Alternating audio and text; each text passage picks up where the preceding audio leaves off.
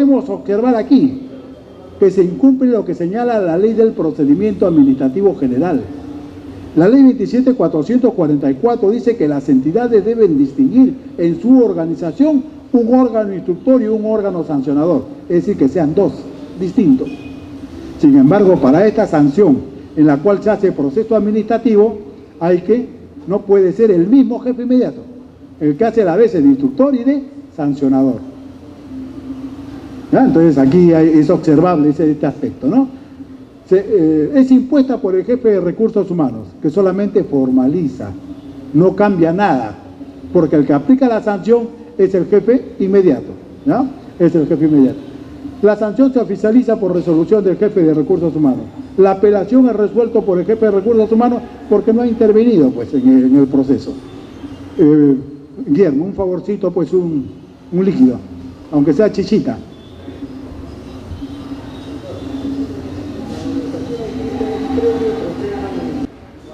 Un cuarto para las 5. Bueno, entonces continuamos, ¿no? Bueno, continuamos cuando se va a aplicar una amonestación escrita, el que apertura el proceso es el jefe inmediato. Y el que sanciona también es el jefe inmediato, lo cual no lo creo adecuado. Pero bueno, así está dada la ley, ¿ya? Así está dada la ley. La suspensión y la destitución.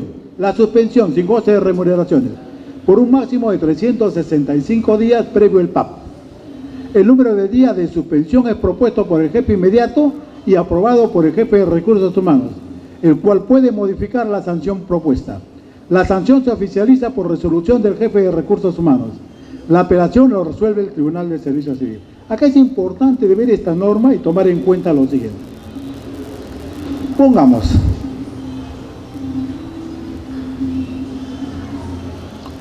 yo soy el viceministro de un ministerio X. Como viceministro tengo personal a mi cargo. Uno de ellos comete una falta. Yo digo que se aperture el proceso administrativo, señor secretario técnico, que se aperture el proceso, se aperture el proceso.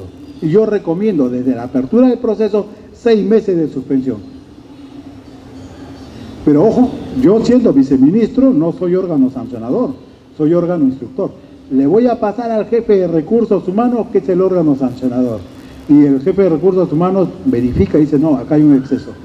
No deben ser 6 meses, deben ser 30 días. ¿Me podrá modificar la plana? ¿Se atreverá a modificarme la plana? De que debe hacerlo, ¿ah? Pero ¿se atreverá, pregunto yo, a enmendarme la plana? O si yo he dicho 30 días y el jefe de personal dice no puede ser 30 días, esta falta es más grave, tiene que ser 3 meses. ¿Se atreverá el jefe de personal a hacer eso? Al jefe de personal le han dado competencias muy interesantes, muy relevantes, pero muchas veces rompe la cadena de jerarquías. ¿Será factible que lo haga? Y si lo hace, ¿qué podría pasar? ¿El ministro lo podría cambiar?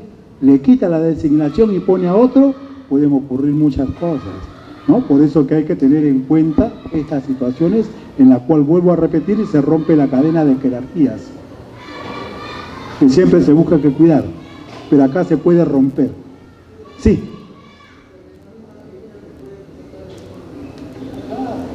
En cualquier entidad,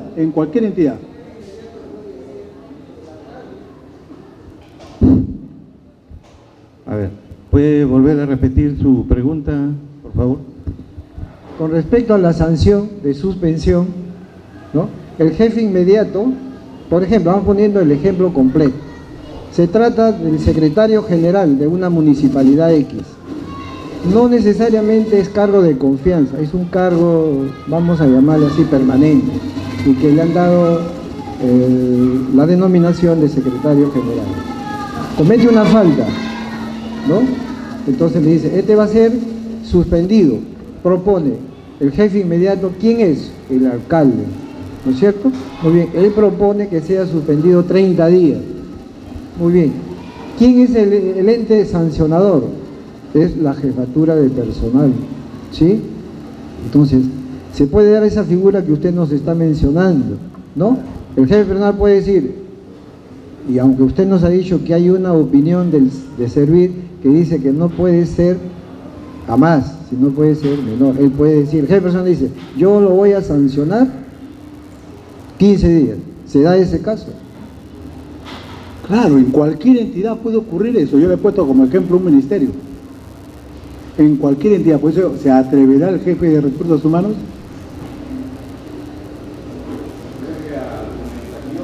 Esa es la pregunta del millón. En muchos casos, en lo que es la evaluación de personal, también se le da muchas atribuciones al jefe de personal. Alguien me decía, no me acuerdo quién de ustedes me decía, el perfil del jefe de personal ahora es muy exigente.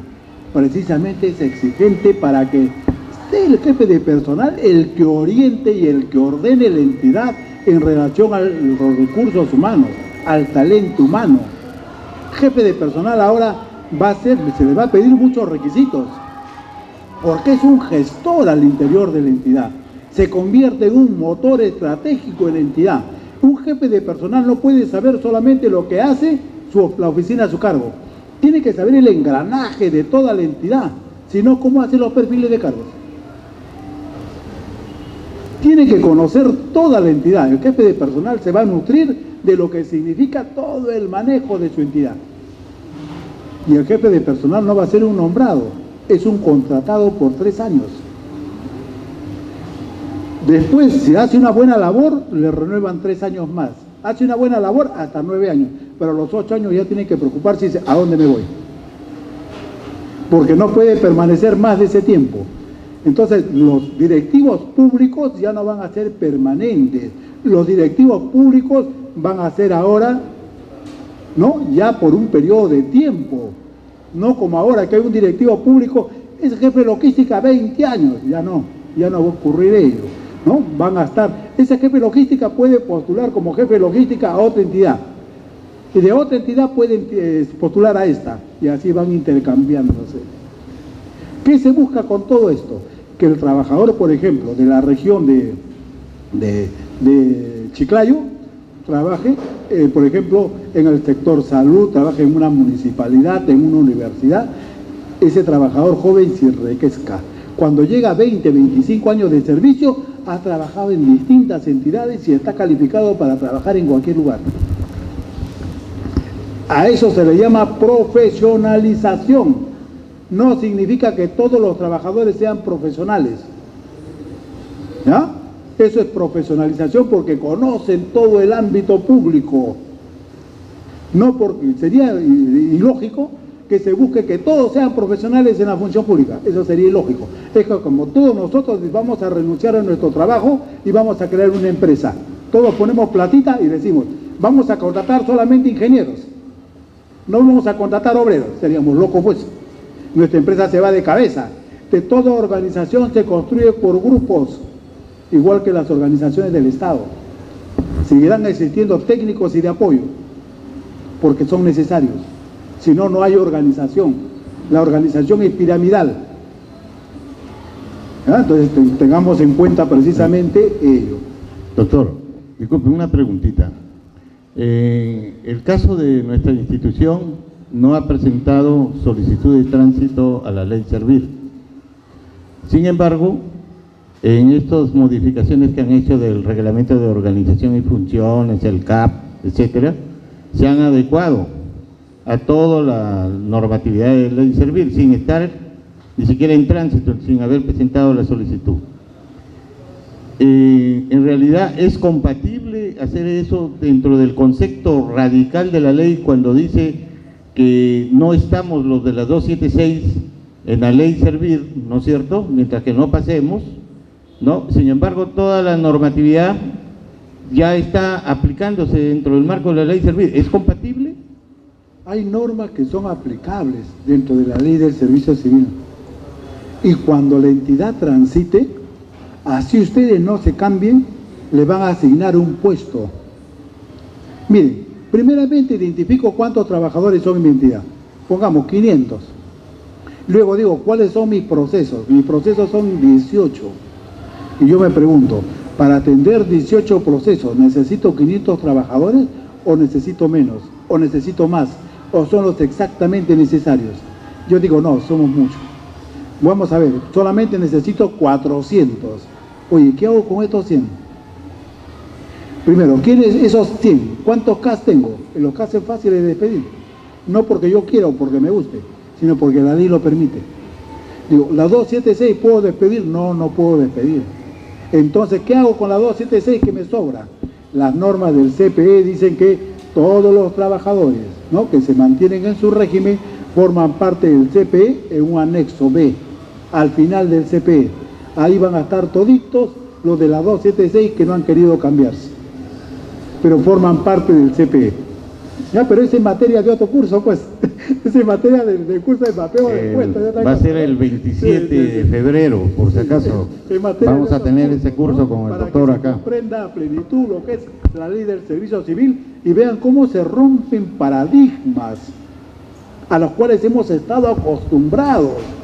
Disculpe, doctor, ese es cuadro de puestos y perfiles de puestos que ya lo hemos programado para el 27 de febrero. Claro. 27 de febrero, ¿eh? Claro. Se rompen muchas cosas que nosotros hemos estado acostumbrados a realizar, a tener en cuenta. ¿Ya? Y eso es lo interesante. Dime qué es lo que haces, cuál es la responsabilidad que tienes, cuánta gente tienes a tu cargo, cuánto presupuesto manejas, sobre eso te voy a pagar. Tu responsabilidad es menor, así los dos sean profesionales, a ti te voy a pagar menos, a ella le voy a pagar más. ¿Por qué? Porque se valora pues la responsabilidad, el grado de responsabilidad. Acá ya no hay que, como no estamos acostumbrados, si somos PEA todos ganamos igual, ahora ya no va a ser así. Depende de dónde estemos ubicados, en qué órgano y qué labor realizamos. Sobre eso nos van a pagar la compensación, sobre eso nos van a pagar la remuneración.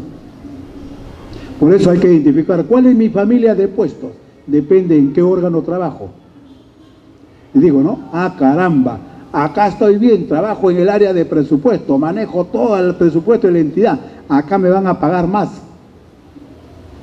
¿Ya? Trabajo en logística, acá también todas las adquisiciones de bienes y servicios, de cosas así. Que cada quien donde está ubicado, personal también maneja pues sus planillas, ¿no? Determinadas partidas. Entonces vamos a identificar dónde se va a ganar más, ¿no?, que en otros órganos, pese a que todos somos PA, o todos somos PB, o TA. Entonces se rompe también ese decalaje. ¿Ah? Entonces se van rompiendo muchas cosas de lo que nosotros estamos acostumbrados a concebir. El que no produce pues ganará menos. Eso es rendir culto al mérito. Por eso nos buscan que especializar, para cada vez tener acceso a mejores ingresos. ¿En base a qué? A nuestra calidad de trabajador. ¿Ya? No en otra cosa. Ojalá que se termine pues el pañueleo y todas esas cosas, ¿no?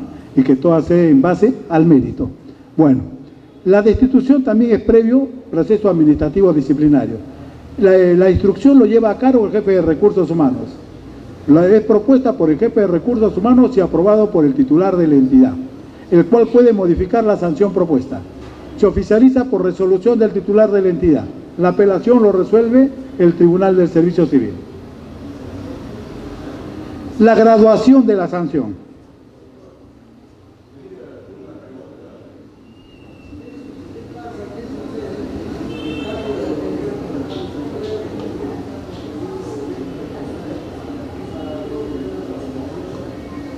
Claro, tienen que resolverlo en su propia entidad. La doble instancia se atiende en la misma entidad. Hemos tenido un caso muy especial en una municipalidad de Tacna, en el cual el agraviado fue el alcalde, que lo denunciaron sin prueba alguna de desaparición de documentos, ocultamiento de documentos, que se había conchavado con otros funcionarios y cosas por el estilo. Terminó destituido. Presentó recurso de apelación. Me decían, ¿quién resuelve la apelación? Si el alcalde es el que ha sufrido ¿no?, el vejamen. La única salida que le pudimos dar, sin violentar la norma, es interpretar el recurso de apelación como uno de reconsideración, para que lo resuelva el mismo gerente municipal que emitió la resolución de sanción y declarándose que se había agotado la vía administrativa para que vaya al Fuero Judicial. Que yo les decía, si interviene el alcalde, se fregó todo el procedimiento. Ya a veces se presentan situaciones especiales y hay que buscarle salida. Y para eso consultamos con los colegas, como también nos consultan a nosotros. ¿Qué piensas al respecto? A, pucha, no me convence. ¿Qué piensas al respecto? B, y así vamos consultando, porque para eso están los amigos, ¿no?, de la profesión. Y así ellos también me consultan cuando tienen problemas. Queremos desconcentrar, pero es un jefe, no es un jefe de una unidad estructurada en el ROC, es solamente un jefe funcional. ¿Se le puede delegar? Le damos nuestra opinión. Correcto, así lo vamos a hacer. Magnífico. Así nos ayudamos entre nosotros.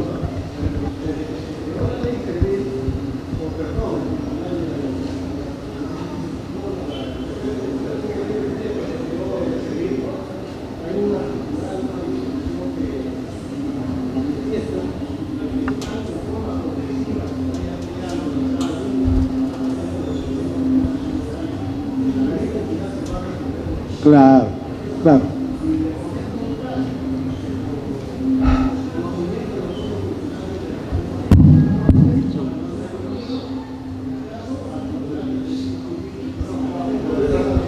A ver, micro. Ya, ahorita. Lucho, por favor, si pudiera repetir tu pregunta. Miren, si ustedes remiten un expediente por sanciones disciplinarias, ¿no?, que estamos tratando ahora el tema, que se ha presentado un recurso de apelación, ustedes no lo pueden resolver, lo resuelve, no, ustedes deben de resolverlo porque el Tribunal del Servicio Civil no lo resuelve. El Tribunal del Servicio Civil solamente tiene 2 salas, y esas 2 salas no se abastecen ni siquiera con entidades del gobierno nacional y las entidades autónomas constitucionalmente, donde están las universidades, ¿no? Entonces no pueden, no tienen capacidad para resolverlo. Entonces por eso le dicen a los gobiernos regionales y a los gobiernos locales, sigan resolviendo ustedes la doble instancia, es decir, la reconsideración y la apelación. Y cuando resuelvan la apelación, declaren concluida la vía administrativa, para que puedan ir al Poder Judicial a través de la acción contencioso administrativa. ¿Ah? Así está señalado. ¿Cómo? No necesariamente. Yo cuando asesoro, miren, he asesorado todo el año pasado, 2015. Y ningún proceso nos los han tumbado. Y por eso me están contratando todo el 2016. Por los resultados, dice el alcalde. Vamos a contratarlo un nuevo año. Bienvenido sea. Todo por internet. Y el teléfono, ¿no? Y todos nos comunicamos. Muy rara vez viajo a su lugar. Mayormente todo es por el internet. Y tranquilito, sí.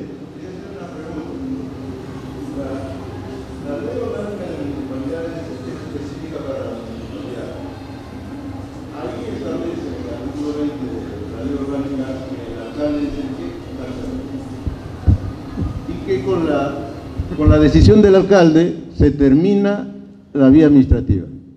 Ahora, la ley Servir dice que en este caso es el Tribunal Servir. Entonces, ¿cuál de las dos puede la ley Servir ir contra la ley orgánica que es específicamente para municipalidades? Miren ustedes, la anterior ley orgánica de municipalidades decía que una atribución indelegable del alcalde era el sancionar. La actual ley no permite o permite que pueda delegar. Entonces el alcalde puede delegar en funcionarios de menor nivel la aplicación de sanciones. Lo que pasa es que no lo quiere hacer. El artículo 20, inciso 20 de la ley orgánica de municipalidades dice a quién puede delegar, que es justamente al gerente, no dice a otra persona.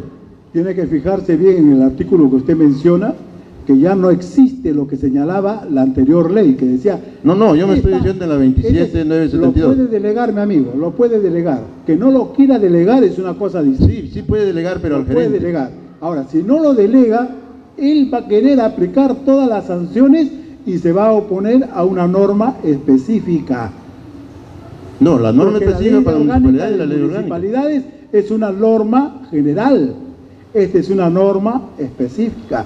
Y ya hemos dicho en la mañana que por principio jurídico, frente a una norma general y una norma específica, prevalece la norma específica. ¿Ya? Tengan en cuenta eso, ¿ya? Por eso que decía, ¿no? y también en las municipalidades que yo asesoro les digo que sancione cuando es una amonestación escrita cada jefe. ¿Hay necesidad de que emita resolución? No hay necesidad que emita resolución, basta con su informe, ¿ya? Que no necesariamente tienen que emitir resolución. Reserven al titular de la entidad, que para fines del servicio civil el titular no es el alcalde en una municipalidad, es el gerente municipal. ¿Ya? Para los fines de esta ley, el titular de la entidad no es el titular del pliego, es el que está bajito del titular del pliego. ¿Ya? Pero si el alcalde sigue sancionando, ya no puede resolver en apelación, solamente puede resolver reconsideración. ¿Ya? Porque si fuera otro funcionario el que aplica la sanción, este resuelve la reconsideración y el alcalde resuelve la apelación y se dan las dos instancias. Con lo que dice el señor, no se produciría la doble instancia, solamente una, ¿no? La reconsideración. Y la reconsideración es más terrible de presentarlo porque se requiere presentar nueva prueba. En cuanto a la apelación dice cuestiones de puro derecho o una nueva forma de interpretar las pruebas. El tema fácil es fundamental. Claro, pero cuando presento una reconsideración y no presento nueva prueba, ni siquiera ya analizan el fondo del asunto. Como no ha presentado nueva prueba, infundado, improcedente, ¿no? Entonces por ahí viene la lesión y eso tienen que comprender los alcaldes para que precisamente puedan dar garantías al procesado, al sancionado, de poder defenderse adecuadamente. ¿Ah? Bueno, continuamos. ¿Ah? Los descuentos por tardanza, dice, la asistencia no tiene naturaleza disciplinaria, por tanto no eximen de la aplicación de la sanción que corresponda. La determinación de la sanción aplicable. Una vez determinada la responsabilidad administrativa del servidor, el órgano sancionador debe, primero, verificar que no concurra ninguno de los supuestos eximentes de responsabilidad que se han previsto en el título, ¿no? Que vamos a ver esos eximentes de responsabilidad. Tener presente que la sanción debe ser razonable, por lo que es necesario que exista una adecuada proporción entre la sanción y la falta cometida, la gravedad de la falta. Gradar la sanción aplicando los criterios previstos en el artículo 87 y 91 de la ley que ya lo hemos visto anteriormente. La subsanación voluntaria por parte del servidor del acto u omisión imputado como constitutivo de infracción con anterioridad a la notificación del inicio del procedimiento administrativo puede ser considerado un atenuante de la responsabilidad administrativa disciplinaria, así como cualquier otro supuesto debidamente acreditado y motivado. Acá también hay una copia de lo que es la ley 27.444. Entonces, si yo soy consciente que he cometido la falta, inmediatamente trato de enmendarla. No evita que me abran el proceso administrativo, pero es un atenuante importante. ¿Por qué? Porque ya se eliminó el daño que se había originado a la entidad. Entonces yo voy a acceder a una sanción benévola, ya que puede ser hasta llamada de atención escrita. ¿Cómo? No hay confesión sincera. No hay que... Confesión sincera, digamos, que puede atenuar la pena. Claro. Bueno, acá nos quedamos para luego continuar con lo que son los supuestos que eximen, es decir, que liberan de responsabilidad al que ha infringido la norma. 10 minutos para tomar su break, ahí los está esperando. Es interesante, importante la exposición del doctor.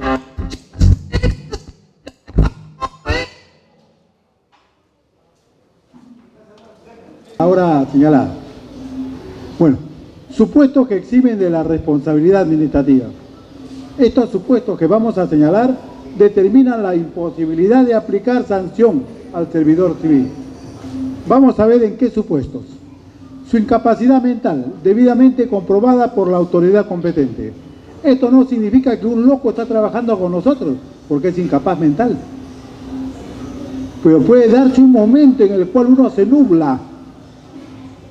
De repente tengo una enfermedad que no la sabía y que me hace que me nuble por determinados momentos. Y en ese momento es cuando ocurre la falta. Pero necesito una certificación médica al respecto. Es como cuando dicen, ¿no? Por ejemplo, en el plano penal. Dicen, llegué a mi casa y encontré a mi esposa en mi lecho matrimonial con otro individuo. perdí la cabeza, saqué la pistola y lo maté a los dos. Y cuando va al proceso penal, son eximentes, porque se nubló en ese momento. ¿Ya? Me amenazó con un cuchillo, yo caramba, perdí la paciencia, tenía una pistola, lo maté. Igualmente, ¿no? Te ocurren a veces reacciones que el propio individuo ni siquiera se las imagina. Pero claro que eso no ocurre en el plano administrativo. Por eso buscamos una forma de explicar. ¿Qué pasó? Se le fue la cabeza, pues. Perdió la noción en un momento determinado.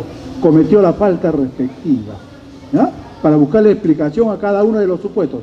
El caso fortuito, la fuerza mayor debidamente comprobado. Ahí sí más clara la figura. Caso fortuito y fuerza mayor son acciones que ocurren en la realidad, en la vida, las cuales nosotros no podemos de prever y no podemos tampoco no podemos resolverlo hasta que concluya, ¿no?, el fenómeno. El caso fortuito son hechos de la naturaleza. La fuerza mayor, la mano del hombre. Vamos a poner un ejemplo. Nos dicen, váyanse ustedes de Pucallpa a Iquitos por el río Amazonas. Y nos vamos en nuestra embarcación llevando toneladas de documentos. Y vamos 5 personas. Y, caramba, se produce un temporal tremendo y hay peligro de que se hunda la embarcación con las 5 personas y el cargamento de documentos. Dice, oiga, para salvarnos, ¿qué hay que hacer? Hay que deshacernos de lo menos valioso. ¿Cuál será menos valioso? ¿La vida de las personas o los documentos? Te lo tiramos al río los documentos y nos salvamos. ¿No? Miren, hemos generado un daño, pero hemos preservado un bien mayor que la vida de las personas. ¿Ya? Ahora dice, ¿no? La fuerza mayor. Estábamos yendo por esta travesía, vino otro barco y nos cuadraron con metralleta y nos quitaron todos los documentos. ¿Qué hacíamos nosotros? No te lleves el documento, primero mátame. No, pues, ¿no? Se llevan los documentos y también he justificado esos hechos, ¿no? O cualquier otro, un incendio en una oficina pública y yo era el encargado de cuidar esos documentos. Era el secretario técnico de todos los expedientes administrativos, pero ocurrió un incendio en horas de trabajo y se quemó todo. Yo primero tuve que poner a buen recaudo mi vida, no los expedientes primero mi vida, ¿no es cierto? De tal manera que también se exime de la responsabilidad. Hay un terremoto, el incendio, bueno, puede ser provocado por la mano del hombre o de repente también por acciones propias de la energía. O un terremoto, piensen ustedes en Pisco, que ocurrió el 15 de agosto del 97. Entonces pueden ocurrir esos hechos, que también eximen de responsabilidad. El ejercicio de un deber legal, la función, cargo o comisión encomendada. De un deber legal, como decía el amigo, ¿no? Nos dan una orden, o en el MOF ha sido considerado una función que yo estoy obligado a cumplir, pero esa función es ilegal, pues no la han hecho correctamente. Señor, ¿usted por qué hizo eso? Porque el MOF lo ordenaba. Me eximo de responsabilidad. Una función igualmente, ¿no? Está contemplado dentro de mis funciones. Un encargo, me encargaron pues hacer algo que era un cargo ilegal, pero bueno, pues me lo encargaron. Me mandaron a una comisión de servicios que no era legal, era ilegal, ¿no? Que era en contra de las normas, pero me ordenaron pues por documento, señor, le eximo mi responsabilidad. La responsabilidad será de quien me ordenó. ¿No? Error inducido por la administración a través de un acto o disposición legal confusa o ilegal. Cuando las resoluciones no son lo suficientemente claras, de repente nos trasladan atribuciones y no son lo suficientemente claras. Y nosotros no pedimos aclaración. Decimos, creemos que esto es así y lo realizamos. Y luego dicen, falta, señor, usted se excedió de sus funciones, usurpó funciones de otro cargo. Señor, pero eso en mis competencias me han señalado ellos. No, señor, sus competencias no eran esas. ¿Por qué? Porque no está clara las competencias. Las competencias, como las funciones, deben ser lo suficientemente claros que no ofrezcan lugar a dudas, a contradicciones. Las órdenes que transmiten los jefes también deben ser similares, a través de su memorándum o a través de sus correos electrónicos, claros y precisos. Si no, vamos a hacer B en lugar de A. A los abogados se les recomienda no escribir para que ellos se entiendan, sino escribir para que los demás no se entiendan, ¿no? Porque muchos abogados escriben para que se entiendan entre abogados, ¿no? Y acá lo que se trata es que todo el mundo lo entienda. El funcionario servidor público de igual manera. Cuando hace sus documentos, que todos lo comprendan. No solamente que lo comprenda quien lo ha escrito. ¿Ya? Entonces, es algo interesante de ver, ¿no? Muchas veces nos inducen a error por ello y eximen de la responsabilidad.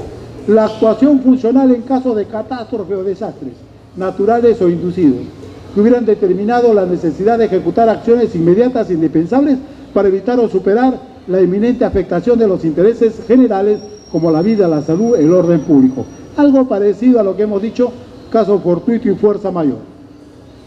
La actuación funcional en privilegio de intereses superiores de carácter social, relacionados a la salud u orden público, ¿no? Cuando en estos diferentes a catástrofes, desastres naturales o inducidos se hubiese requerido la adopción de acciones inmediatas para superar o evitar su eminente afectación. Hay un delito que se llama malversación de fondos, que el Código Penal dice cuando es, ¿no? Cuando se destina un dinero que ha sido dado para A, se destina a B. Y cuando eso se produce de manera definitiva. Entonces, si yo he cometido ese delito y luego devuelvo esa cantidad que he utilizado, desaparece en sí, ¿no?, la afectación al interés del Estado.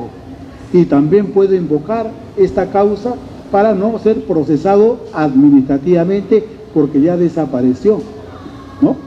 Pero tengo que haberlo dedicado ¿a qué? A preservar situaciones de salud como ocurrió en una municipalidad. Tómese este dinero para pagar el seguro social que estamos debiendo. Interesante, les cuento, ¿eh? Le debíamos en ese entonces, ¿no? Estoy hablando de los años 94 más o menos, cerca de 300.000 soles al seguro social por aporte de trabajadores. Vamos a buscar que solucionar esto, pues señor, me dijeron, magnífico. A ver, tráigame a los señores que hacen la limpieza pública, a los de camioncitos que recogen los desechos del hospital, vinieron, de salud. Cuéntenme ustedes, ¿en qué bolsas botan la jeringa, los algodones? ¿Cómo botan? Así nomás en tacho, nos dijeron, ¿no? Así todo abierto, magnífico. Que venga la policía, todos fuimos, vimos todo eso, tomamos la foto y le impusimos una multa en ese entonces de más de 100 UITs. Y saltaron hasta el techo. Condóname pues lo que te debo. Rebájame lo que te debo. Y así le fuimos rebajando hasta que quedó una pequeña cantidad. Y pagamos con lo de obras, se produjo la malversación. Pero comprometí a la tesorera de que de todo el ingreso diario destinábamos 15% para devolverlo. Y al final devolvimos todo lo que habíamos tomado. Y la única forma de brindar protección a los trabajadores sobre su seguro social.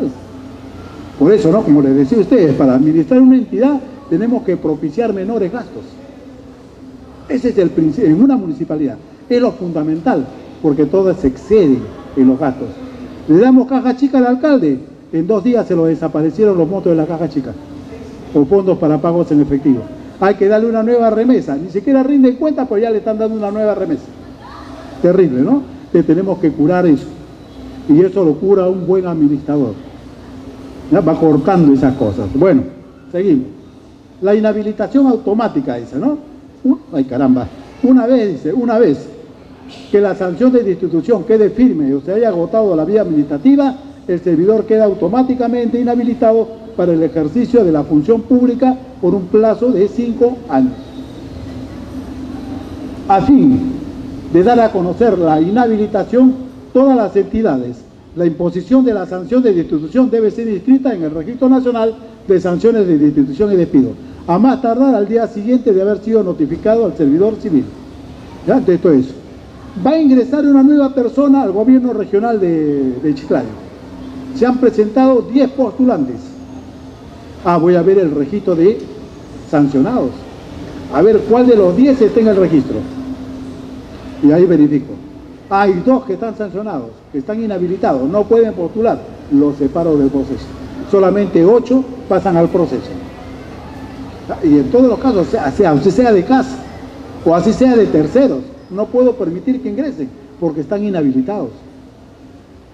¿Ya? Y si contrato a una empresa y dentro de la empresa me quieren enviar personal inhabilitado, en mi base del concurso de esa empresa señalo que no me pueden destacar trabajadores que tienen esa condición.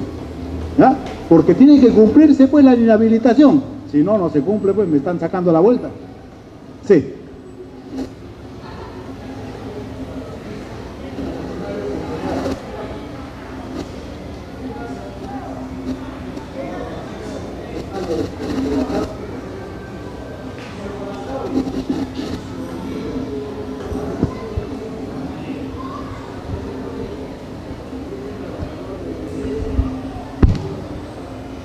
Bueno, ahí adquiere, al descubrirse.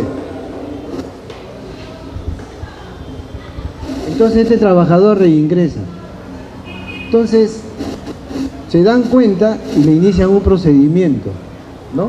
Entonces, él en sus descargos argumenta que en vista de que no ha sido registrado, el efecto de la resolución de destitución queda sin efecto. Y para ello, mire, doctor, ¿no? Este es un caso hipotético, ¿no? Y para ello, él dice en su descargo que de acuerdo al informe legal número tal de tal año emitido por Servir, lo expresa taxativamente lo que le estoy comentando, ¿no? Entonces después se averigua ese informe y ese informe no dice nada al respecto. ¿Qué hacer? Miren, acá la cosa es clara. No le escribieron en el registro, le permitimos el ingreso, pero cuando se descubre que haya ocurrido, queda sin efecto la resolución, pero quedan válidas las actuaciones de esa persona. Porque si no tendríamos que invalidar todo lo que ha gestionado, todo lo que ha aprobado. Ahora, ¿en quién recae la responsabilidad? ¿En quien lo hizo ingresar o quien no hizo el registro? El que no hizo el registro, pues, porque ha inducido a error a la entidad que lo hizo ingresar. Que por ahí va la cosa. ¿Ah? Lo demás son subterfugios, nada que ver. Actuemos de esa manera porque creo que es lo justo y lo correcto. ¿Ah? La investigación previa y la calificación. Inicio y término de la etapa. Antes de iniciarse el proceso administrativo. Se dice, ¿no? Recibida la denuncia o reporte del jefe inmediato o de cualquier otro servidor u otros indicios de haberse cometido una falta, la Secretaría Técnica efectúa las investigaciones preliminares antes de iniciarse el procedimiento. Recién le ha llegado la denuncia, ya sea por un administrado o ya sea por el jefe inmediato del presunto infractor. Si la denuncia o reporte no adjunta los documentos probatorios o indiciarios correspondientes, el secretario técnico lo requiere, porque no puede aprobar su informe de precalificación si no cuenta con las pruebas correspondientes. ¿Ya? De no recibir respuesta en el plazo razonable, puede declarar no al lugar a trámite. ¿Ya? Porque no hay la prueba, pues, ¿cómo inicia el proceso? ¿No? Se convierte en un imposible. Concluida la investigación, la Secretaría Técnica o el secretario técnico realiza la precalificación de los hechos según la gravedad de la falta. Hace la precalificación. La etapa culmina con el archivo de la denuncia conforme se señala en el informe de precalificación o con la remisión al órgano instructor del informe de precalificación recomendando el inicio del párrafo. Miren lo interesante de la actuación del secretario técnico.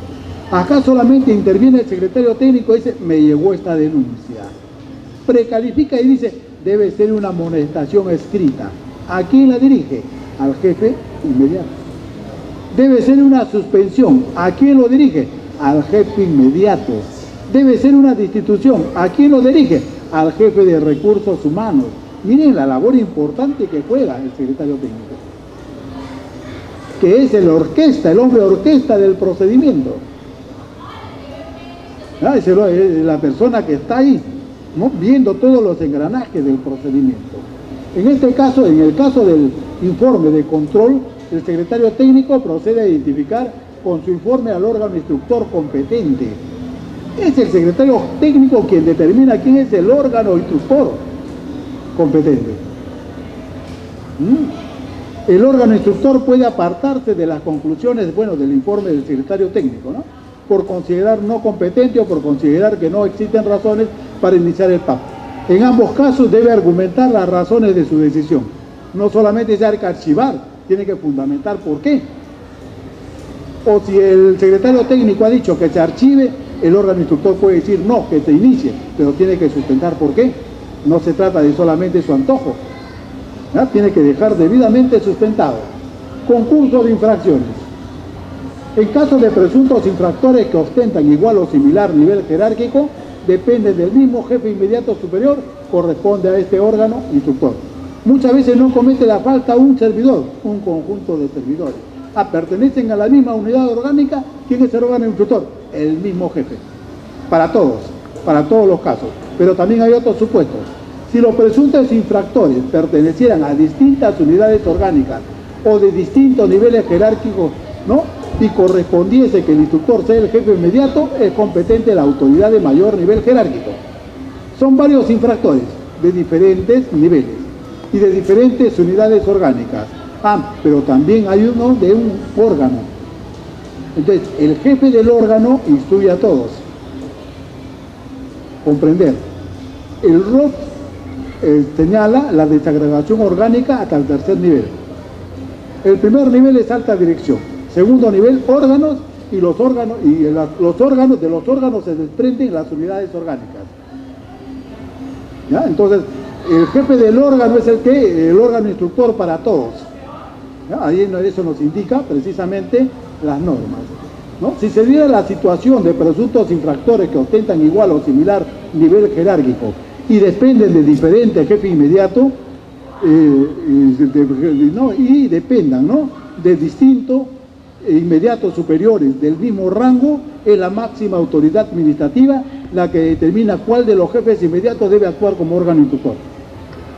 ¿Ya? Somos de administración, de planeamiento y presupuesto, ¿no?, los responsables.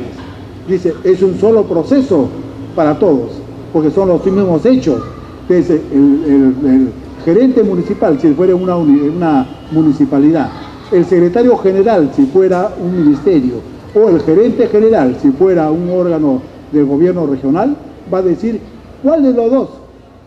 ¿El jefe de planeamiento o presupuesto o el jefe de administración actúa como órgano instructor?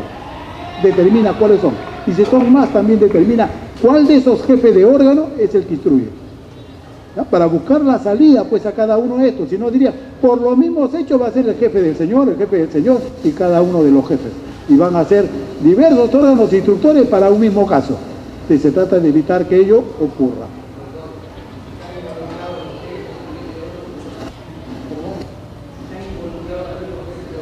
El superior del jefe de órgano. ¿Ya? Pongamos fuera el secretario general, vamos hacia arriba. ¿Quién es? ¿No? ¿Quién es el jefe del secretario general? Y así, tenemos que buscar quiénes son sus jefes. Y esa es la labor del secretario técnico, que es el que identifica al órgano instructor. ¿Ya? Y depende también de qué tipo de sanción vamos a imponer. De acuerdo a eso se busca quién es el órgano instructor. Concurso de infracciones. Bueno, en caso se diera una diversidad de posibles sanciones a aplicar, corresponde instruir a la autoridad competente de conocer la falta más grave. Intervinimos 5. Al primero dicen amonestación escrita, al segundo dicen suspensión, al tercero suspensión, al último destitución. ¿A quién le corresponde actuar? Al jefe del cual estamos recomendando destitución. ¿Ya?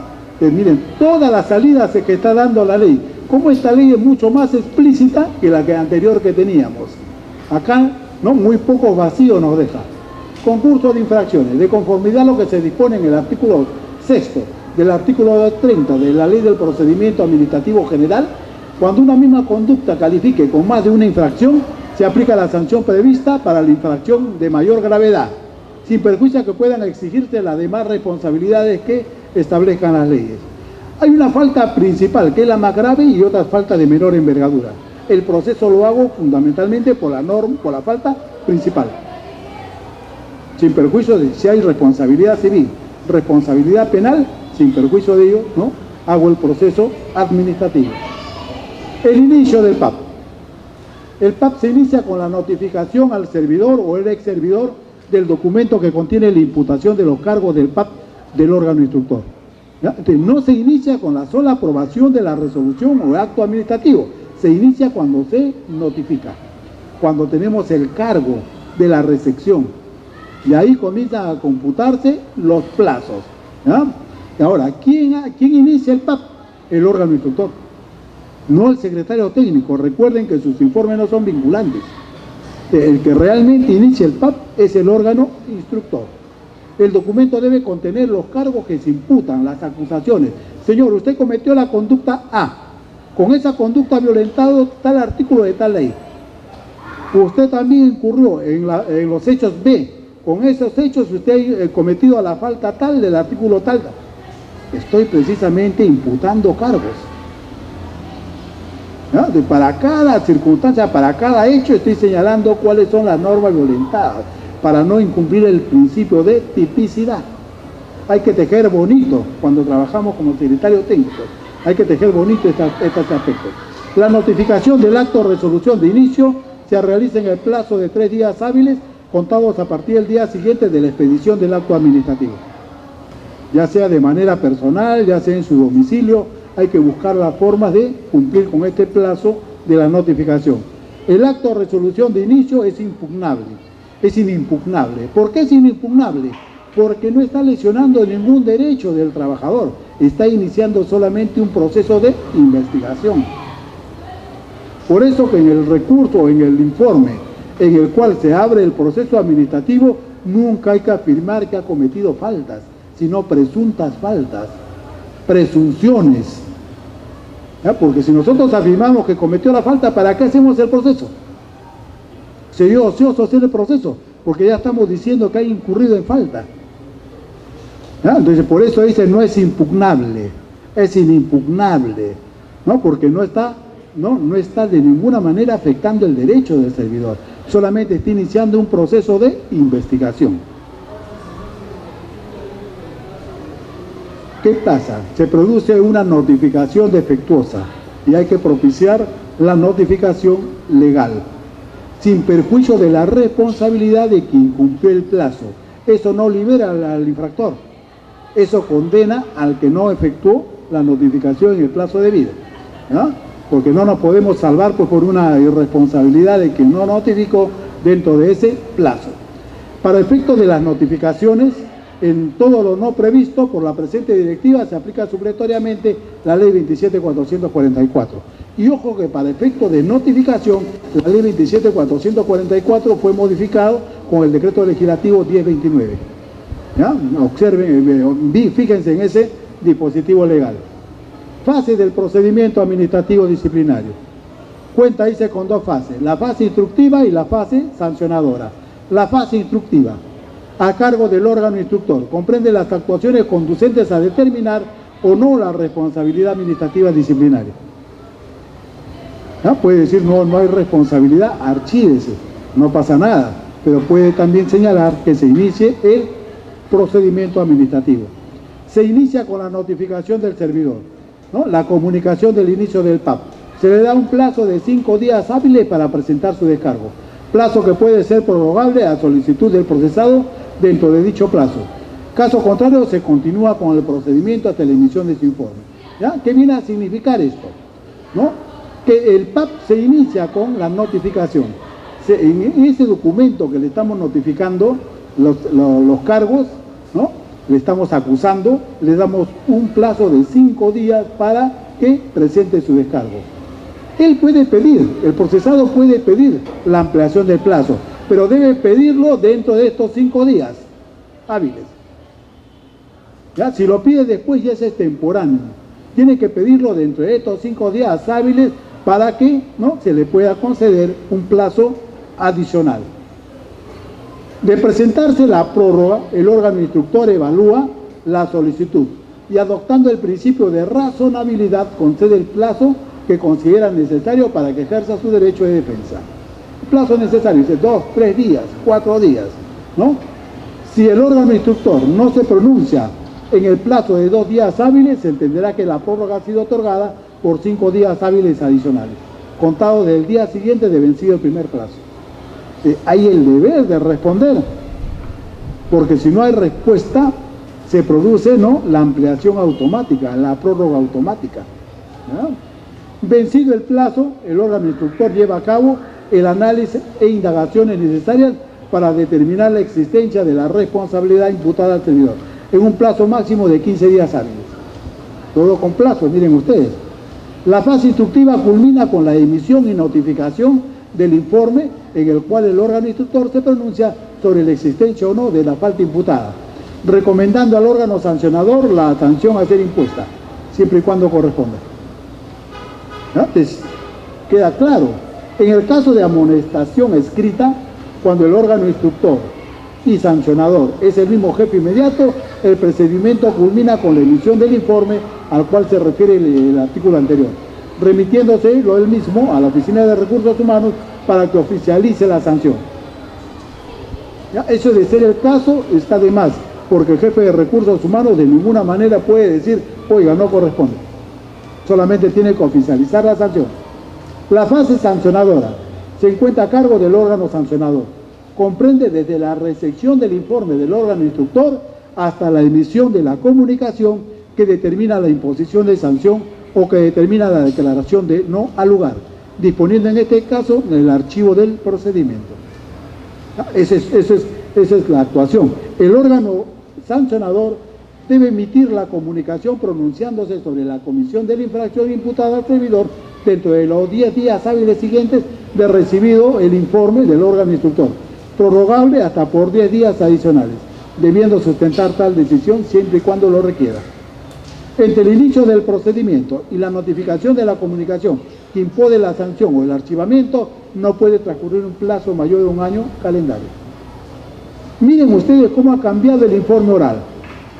Una vez que el órgano sancionador recibe el informe del órgano instructor, comunica tal hecho al servidor o ex servidor en un plazo máximo de 2 días hábiles. ¿Qué le comunica? Señor, le hago llegar a usted el informe del órgano instructor. Señor, si usted va a hacer ejercicio de la defensa oral, prepare su defensa en base a este informe del órgano instructor. Miren ustedes qué bonito, ¿no? Cómo vamos superando una etapa con otra. Por eso le decía, es más garantista. Ya no te defiendas con la totalidad de todo, porque puedes de los 10 cargos que te imputan, has levantado 3 cargos, te han quedado 7. En el informe oral defiéndete nomás sobre los 7. ¿Ah? Entonces se da ese aspecto. ¿Ya? Y 2 días hábiles, a efectos de que éste pueda, de considerarlo necesario, solicitar un informe oral ante el órgano sancionador. La solicitud debe ser presentada en el plazo de 3 días hábiles de notificado. Si no lo cree conveniente, no participa, pero hay que decirle al procesado que tiene derecho de solicitarlo. Si no lo hace, ya es cosa de él. ¿No? Pero puede hacerlo, pero de repente no sabía y nosotros le decimos que puede hacerlo. Y lo presenta. Y el informe oral se hace ante el órgano sancionador. Ya no se hace al instructor, se hace al sancionador. ¿No? Eso es lo importante del tema. ¿No? El órgano sancionador atiende el pedido y señala lugar, fecha y hora en la cual se va a llevar a cabo la defensa oral, según lo establecido en el artículo 112 del reglamento, debiendo tener en cuenta que el plazo para emitir pronunciamientos sobre la comisión de falta es de 10 días hábiles, prorrogables por igual periodo de tiempo debidamente sustentado. Cuando es un caso complejo, pues, ¿no? Que se requiere un mayor tiempo, ¿no? Se requiere un mayor tiempo. El registro en el legajo. Se registra en el legajo las sanciones de amonestación escrita, suspensión y destitución. Aquí quedan claros. Oye, no me pongas las sanciones verbales. ¿Ya? Al legajo personal solamente amonestación escrita, suspensión, destitución. Las amonestaciones verbales no se registran en el legajo del servidor por ser de carácter reservado conforme a lo que dispone la ley del servicio civil. ¿Ya? Muchas entidades decían, así sea oral, tienes que levantar un acta y esa acta debe llegar al legajo personal. Acá la ley dice no. ¿Ya? Las SOCI muchas veces insistían. Se le llamó en una municipalidad la atención verbal a un director de asesoría jurídica y se sacó la suerte porque realmente la sanción debía ser mayor. Entonces el alcalde le llamó la atención y la OCI exigió que exista un un acta de llamada de atención firmada también por el asesor legal. A tanta insistencia se hizo el acta, pero nosotros dijimos que no vaya el legajo personal, que quede en el archivo de la OSI y del alcalde. Y así terminó la historia, ¿no? Pero bueno, acá ya es clara la ley, nos está solucionando muchos aspectos que se presentaban en la práctica.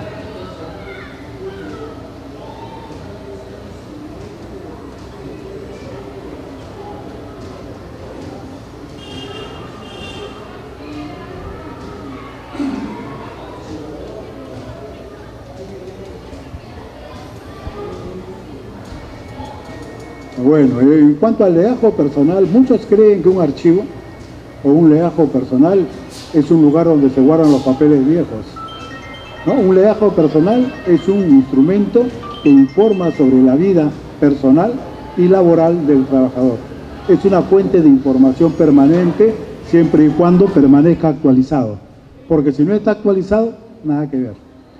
Siempre recomendamos tener su legajo físico y tener el legajo descrito en un programa virtual. Ocurrió un hecho muy interesante.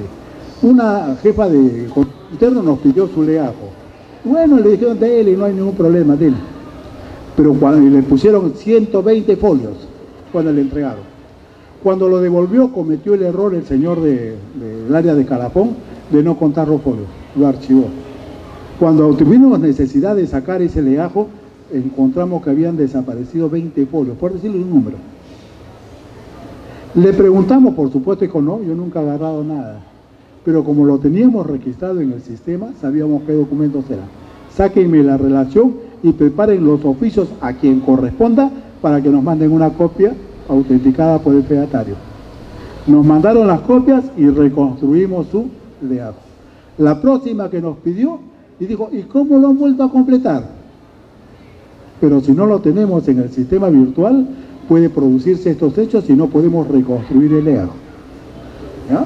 Siempre es bueno. Mire, llega el Día de la Madre. ¿Cuántas madres tenemos en la entidad? A ver, vamos a contar. En contabilidad hay 3. No, pues, si tenemos un registro, inmediatamente sacamos el resultado. Navidad. ¿Cuántos trabajadores tienen hijos hasta 12 años, por ejemplo?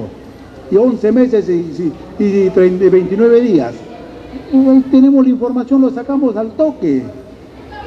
Día del abogado, ¿cuántos abogados hay en la institución? Al toque. Pero si no tenemos nada de eso, estamos contando con deditos y con palitos, ¿no? Y así el jefe nos jala la oreja finalmente, por no tener la información correspondiente, ¿no? Bueno, seguimos, ¿no? Seguimos. Entonces, ¿no? Reglas procedimentales de la responsabilidad administrativa disciplinaria, ¿no? Autoridades competentes. La competencia para conducir el PAP y sancionar en primera instancia. En el caso de sanción de amonestación escrita, como ya habíamos dicho, el jefe inmediato instruye y sanciona. El jefe de recursos humanos o el que haga a su vez oficializa la sanción. En cuanto a lo que es suspensión, el jefe inmediato es el órgano instructor. El jefe de recursos humanos es el órgano sancionador y oficializa la sanción. En cuanto a la destitución, el jefe de recursos humanos, órgano instructor, y el titular de la entidad es el órgano sancionador, quien oficializa la sanción. ¿Quién determina en estos casos la intervención de cada uno de estos funcionarios? La Secretaría Técnica. La Secretaría Técnica es la que va a decir, oye, ¿qué tipo de sanción merece? Amonestación escrita. Entonces, ¿quién es el órgano instructor? Le remite el expediente. Va a ser una suspensión. ¿Quién es el órgano instructor? Remite el expediente. Destitución, ya sabe también a quién remitir el expediente. ¿Ya? Por eso digo, es el director de orquesta, el secretario técnico. ¿Ya? Al imputarse al jefe de recursos humanos la comisión de infracción en amonestación escrita, instruye y sanciona su jefe inmediato. Y en los demás casos instruye el jefe inmediato y sanciona el titular de la entidad. Porque también el jefe de recursos humanos puede cometer pues falta, ¿no? En caso de progresión transversal, me voy de una entidad a otra. Mire, el ascenso de un servidor que pertenece a la ley del servicio civil puede darse al interior de su entidad o puede darse en cualquier otra entidad del país. ¿Ah? Estoy acá en el gobierno regional de Lambayeque y dice, hay una convocatoria en el Consejo Nacional de la Magistratura y yo reúno los requisitos del perfil. El cargo es en Lima, voy a presentarme, voy a postular. Se presenta y gana.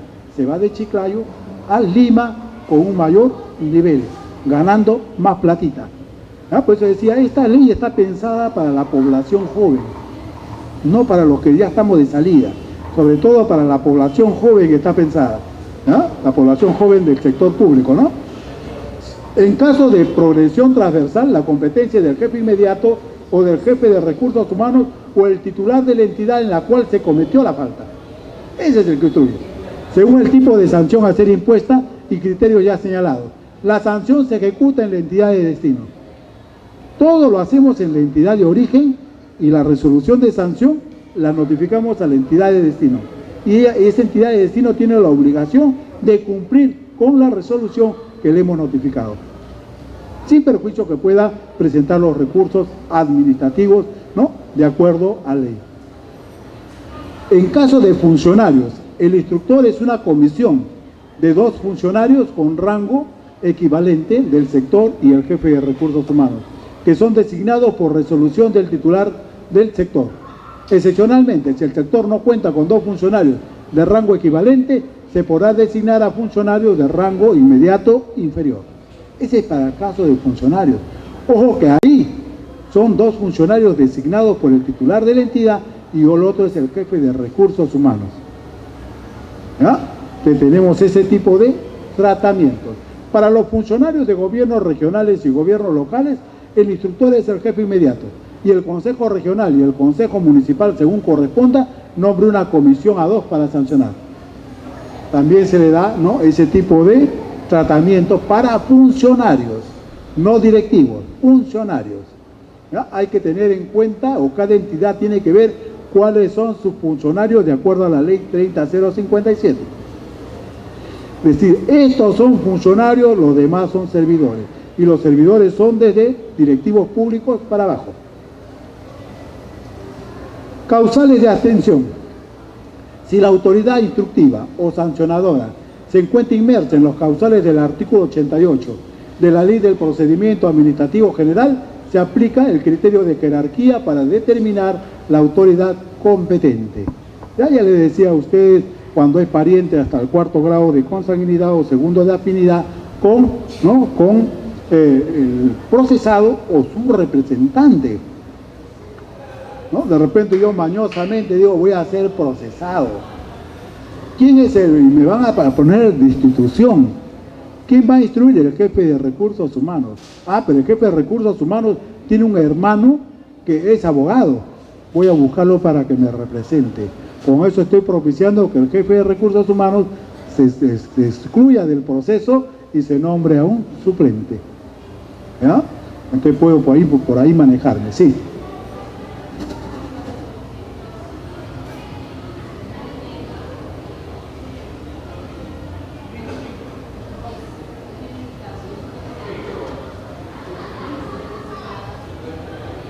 Secretario.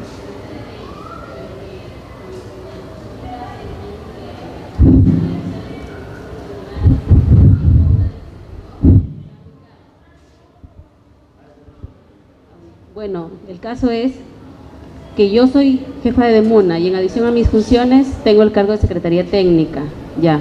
Pero resulta que uno de los trabajadores, que está a mi cargo, he recepcionado su caso. ¿Quiere decir que la falta lo han cometido un conjunto de trabajadores? No, uno solo. Y ese uno solo trabajo bajo su mando. Ya, usted tiene que pedir al titular de la entidad que designe a un secretario técnico suplente para este único caso. ¿Y qué pasaría de lo contrario? Usted tiene que abstenerse, no puede participar. Ya, si no solamente es un trabajador, sino hay otros trabajadores que también se les ha denunciado. Ya no entiendo la figura. A ver. No, o sea, uno de los trabajadores que se le ha denunciado, es un trabajador a mi cargo, pero también hay otros trabajadores que están involucrados, que han sido denunciados. ¿De otra unidad orgánica? De otras unidades. Entonces recomiende que sea, pero usted es secretaria técnica, usted de todos modos va a tener que inhibirse, pero para el órgano instructor debe ser, en este caso no usted, sino, o puede ser usted, pero usted a la vez es órgano instructor y a la vez es secretaria técnica. Ese es el gran problema. Ajá. Entonces, usted tiene, en este caso particular, nos encontramos en una situación delicada.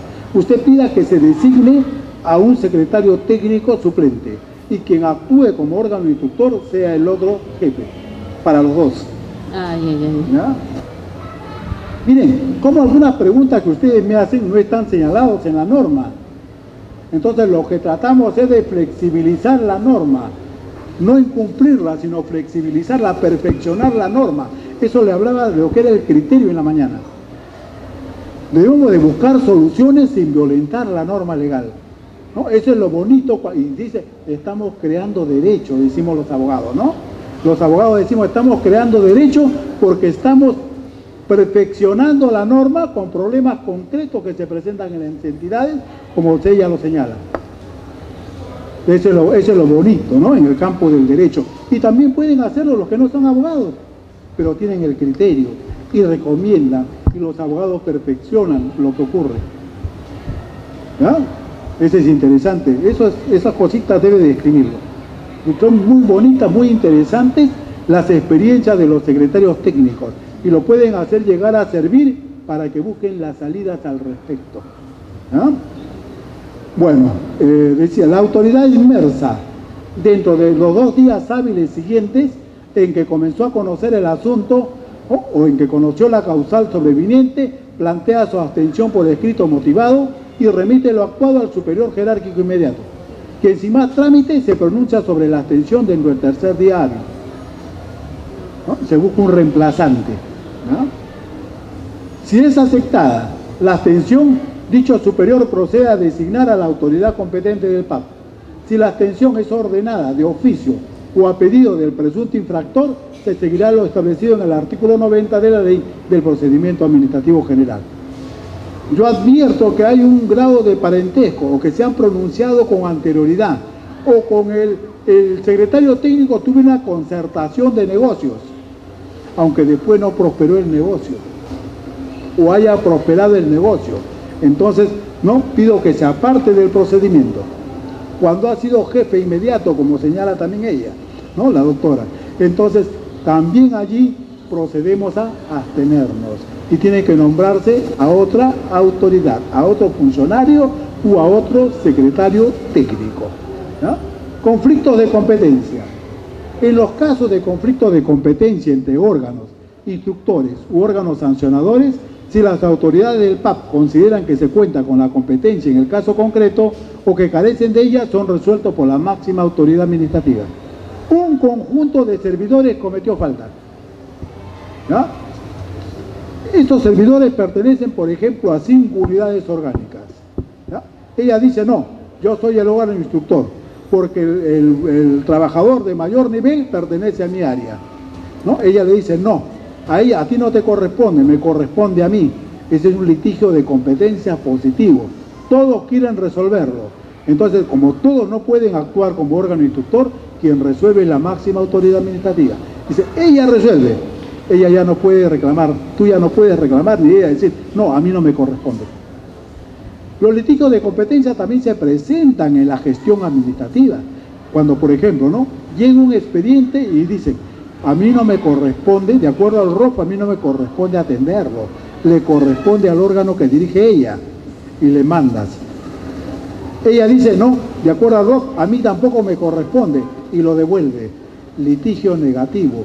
¿Por qué ocurre eso? Porque el ROF no es acumulado. Se puede producir, ¿no? Se puede producir el litigio de competencia positivo o negativo. Siempre lo resuelve la máxima autoridad administrativa, quien dirime la competencia. Y nadie puede reclamar sobre ese resultado, ¿ya? Pero tiene que darse la atención del caso. Contenido del acto que determine el inicio del procedimiento administrativo disciplinario. Tengan en cuenta esto los secretarios técnicos. Sus informes tienen que tener mínimamente esta estructura, ¿ya? Vamos a ir viendo parte por parte. La resolución que inicia el procedimiento administrativo debe contener, pero ojo que la resolución se basa en el informe de la Secretaría Técnica. Por eso digo, ¿no? El secretario técnico debe construir su informe, ¿no?, considerando esta estructura. La identificación personal del servidor o los servidores, con todos sus nombres para que no haya problemas de anonimia. ¿Ya? Con todos sus nombres señalamos quiénes son los que están inmersos en el procedimiento administrativo.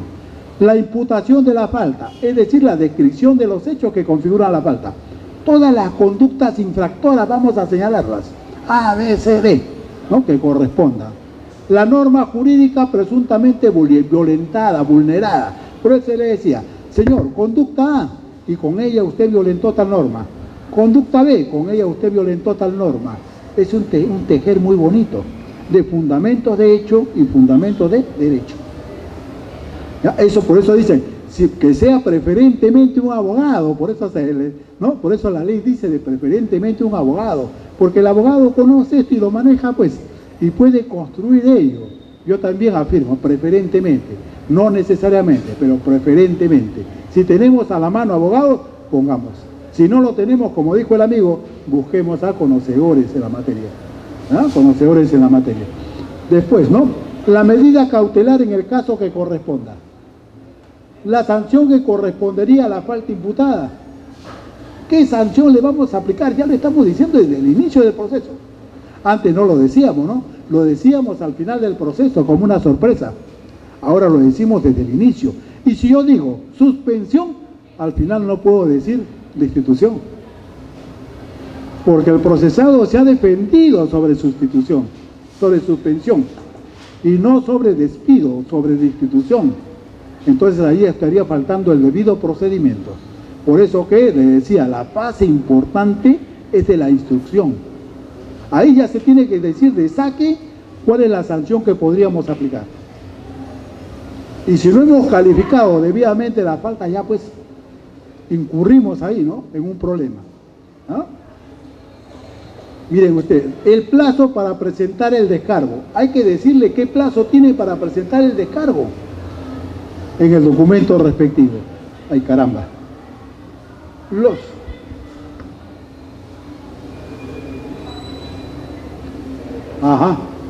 Los derechos y las obligaciones del servidor civil en el trámite del procedimiento. Y hemos dicho, ¿no? No le podemos otorgar licencia por más de 5 días, decíamos, ¿no? Eso hay que señalar ahí. Los antecedentes y documentos que dieron lugar al inicio del procedimiento. Las autoridades competentes para recibir los descargos y el plazo para presentarlos. ¿Ante quién debe presentar el descargo? El acto de inicio deberá notificarse al servidor civil dentro del término de 3 días, no contado desde su expedición, de conformidad al régimen de notificaciones de la Ley 27.444. El incumplimiento del plazo indicado no genera la prescripción o caducidad de la acción disciplinaria, pero sí genera responsabilidad en quien no cumplió el plazo. El acto de inicio con el cual se imputan los cargos debe ser acompañado con los antecedentes documentarios que dieron lugar al inicio del procedimiento administrativo, y no es impugnable. No solamente la resolución, sino los informes, los documentos que hacen mención en la resolución. Todo eso hay que notificar, un paquete de documentos, ¿no? Un paquete de documentos. Las medidas cautelares, ahí está lo que conversábamos.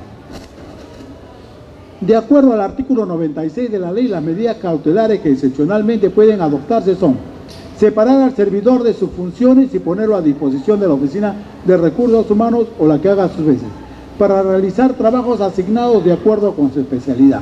Esto ocurre cuando la falta guarda relación con las funciones del servidor y lo ponemos a disposición de Recursos Humanos, no para que esté con los brazos cruzados, sino para asignarle funciones con relación al nivel que tiene ese servidor. Exonerar al servidor civil de la obligación de asistir al centro de trabajo. Ya no vengas a trabajar, quédate en tu casita. Te vamos a seguir pagando, ¿no? Te vamos a seguir pagando en tanto dure el proceso administrativo. Las medidas cautelares pueden ser adoptadas al inicio o durante el procedimiento administrativo disciplinario, sin perjuicio del pago de la compensación económica correspondiente. ¿No? Se pueden adoptar esas medidas. Excepcionalmente, puede imponerse antes del inicio del procedimiento, siempre que el órgano instructor determine que la falta presuntamente cometida genera grave afectación del interés general. La medida provisional se encuentra condicionada al inicio del procedimiento administrativo disciplinario, porque si no se inicia, puedo yo demandar por abuso de autoridad. Tengo que iniciar necesariamente el procedimiento administrativo general. Cese de las medidas cautelares. Primero, con la emisión de la resolución administrativa que pone fin al procedimiento disciplinario. Ya me impusieron la sanción, culmina también, ¿no?, la acción o la medida cautelar. Si en el plazo de 5 días hábiles de adoptada no se comunica al servidor civil la resolución que determine el inicio del procedimiento. Esto guarda relación con esto. ¿Ya? Acá se dice que puedo iniciar o puedo dictar la medida cautelar antes del inicio del procedimiento. Pero si dicto esta medida, tengo la obligación de iniciar el proceso administrativo en 5 días hábiles. ¿Ya? Si no lo saco en 5 días hábiles, el trabajador puede retornar a su puesto de trabajo sin ningún inconveniente. Cuando cesan las razones excepcionales por las cuales se adoptó la medida provisional. No, nosotros dijimos de repente, ¿no?, por la falta que se ha cometido, hay necesidad de separarlo. ¿No? De repente, caramba, concurren diversas circunstancias, pero aplicándose la medida cautelar, cesan esas circunstancias. Entonces es factible reincorporarlo a su puesto de trabajo. ¿Ya? Cuando haya transcurrido el plazo fijado para su ejecución, se nos ocurrió, dijimos, la medida cautelar va a durar 10 días. Transcurridos los 10 días, se puede reincorporar, salvo que lo volvamos a renovar, a prorrogar. Plazo legal para la emisión y notificación de la resolución que pone fin al procedimiento. Si la medida cautelar fuera impuesta durante el procedimiento y si el órgano sancionador requiere de un plazo mayor de 10 días hábiles para resolver, la medida cautelar que se haya dispuesto tendrá que ser renovada de manera expresa, por documento. Lo mismo será de aplicación en el caso que la medida cautelar haya sido impuesta antes del inicio del procedimiento administrativo. La presentación del descargo. El servidor civil tiene todo el derecho de acceder a los antecedentes que dieron origen a la imputación en su contra, con la finalidad de que pueda ejercer su derecho de defensa, presentar las pruebas que estime conveniente. Oiga, ¿qué desarrollo debe seguir el descargo? No se le puede decir eso al procesado. Tiene libertad de expresar sus fundamentos, pero sí es recomendable que nos diga, frente a la imputación A, tal cosa, frente a la imputación B, tal cosa, ¿no? Porque está desvirtuando cada uno de los cargos que se le imputan. Porque si nos hace todo un sancochado, al final es difícil pues, poder determinar a cuál de los cargos se refiere. Por eso es bonito que se le impute cargos por separado, para que también pueda responder los descargos cada uno por separado. ¿Ya? Entonces ahí es más interesante de ver, ¿no? De poder analizar las circunstancias que generan la responsabilidad o la no responsabilidad. Dice, ¿no?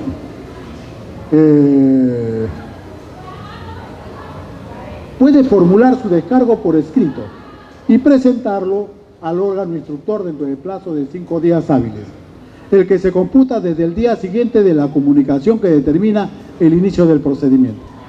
Corresponde a solicitud del servidor la prórroga del plazo. El instructor evaluará la solicitud presentada y establecerá el plazo de prórroga. Si el servidor no presentara su descargo en dicho plazo, no podrá argumentar que no pudo realizar su defensa. ¿Ya? Entonces aquí no puede invocar indefensión, ¿ya? Porque se le dio todas las facilidades para que pueda presentar su descargo y por X razones no lo hizo. Vencido el plazo sin la presentación de los descargos o habiendo presentado el descargo, el expediente queda listo para ser resuelto. ¿Ah? Actividad probatoria. Miren ustedes, ¿no? La chambita que tenemos. Por eso les decía, es más garantista. Ya no es tan simplista como cuando se trabajaba con las comisiones. Ahora hay más trabajo para las entidades porque tienen que demostrar plenamente la comisión de faltas. Esta es la actividad probatoria. Los órganos que conducen el procedimiento administrativo disciplinario ordenan la práctica de las diligencias necesarias para la determinación y comprobación de los hechos, y en particular la actuación de las pruebas que pueden conducir a su esclarecimiento y a la determinación de responsabilidades. Sí. En el acoso sexual que les contaba a ustedes, ¿no? Mientras la víctima decía, yo trabajo detrás de una puerta que es esas plegables, que uno las empuja para ingresar y cuando ya pasó se vuelven a cerrar automáticamente. Y el acosador decía, no señor, esas puertas siempre permanecen abiertas. Entonces en ese entonces la comisión se trasladó y verificó, ¿no?, el funcionamiento de esas puertas y se percató que lo que había dicho la denunciante era lo verdadero. No paraban abiertas, sino que se cerraban. Entonces el caballero entraba, se cerraba la puerta y encontraba un momento aparente, ¿no?, una circunstancia aparente para realizar los actos que tenía concebido, ¿no? Dice, la entidad se encuentra obligada a colaborar con los órganos encargados de conducir el procedimiento, facilitando los antecedentes y la información que solicite, así como los recursos que precisen para el desarrollo de sus actuaciones. ¿No? Señor, tenemos que trasladarlos a tal lugar, así como las comisiones investigadoras del Congreso. Ya, que se vaya ahí pues el secretario técnico, se va. Miren, por ejemplo, el INADIF, aunque ya habíamos dicho algo de ello.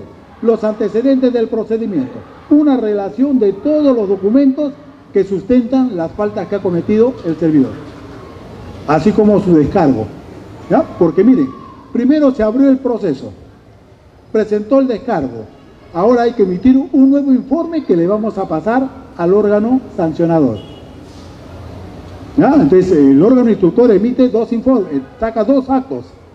Un primer acto es la resolución de inicio y el segundo acto es el informe que le pasa al órgano sancionador, ¿no? Entonces ahí dice, ¿no?, antecedentes del procedimiento, desde cuando se denunció la falta hasta el descargo que ha presentado el infractor. Todo un recuento de documentos, ¿no?, señalando de manera sintetizada el contenido de cada uno de ellos. La identificación de la falta imputada, así como de la norma jurídica presuntamente vulnerada. Como le decía, conducta A vulneró tal norma, conducta B vulneró tal norma, así, ¿no?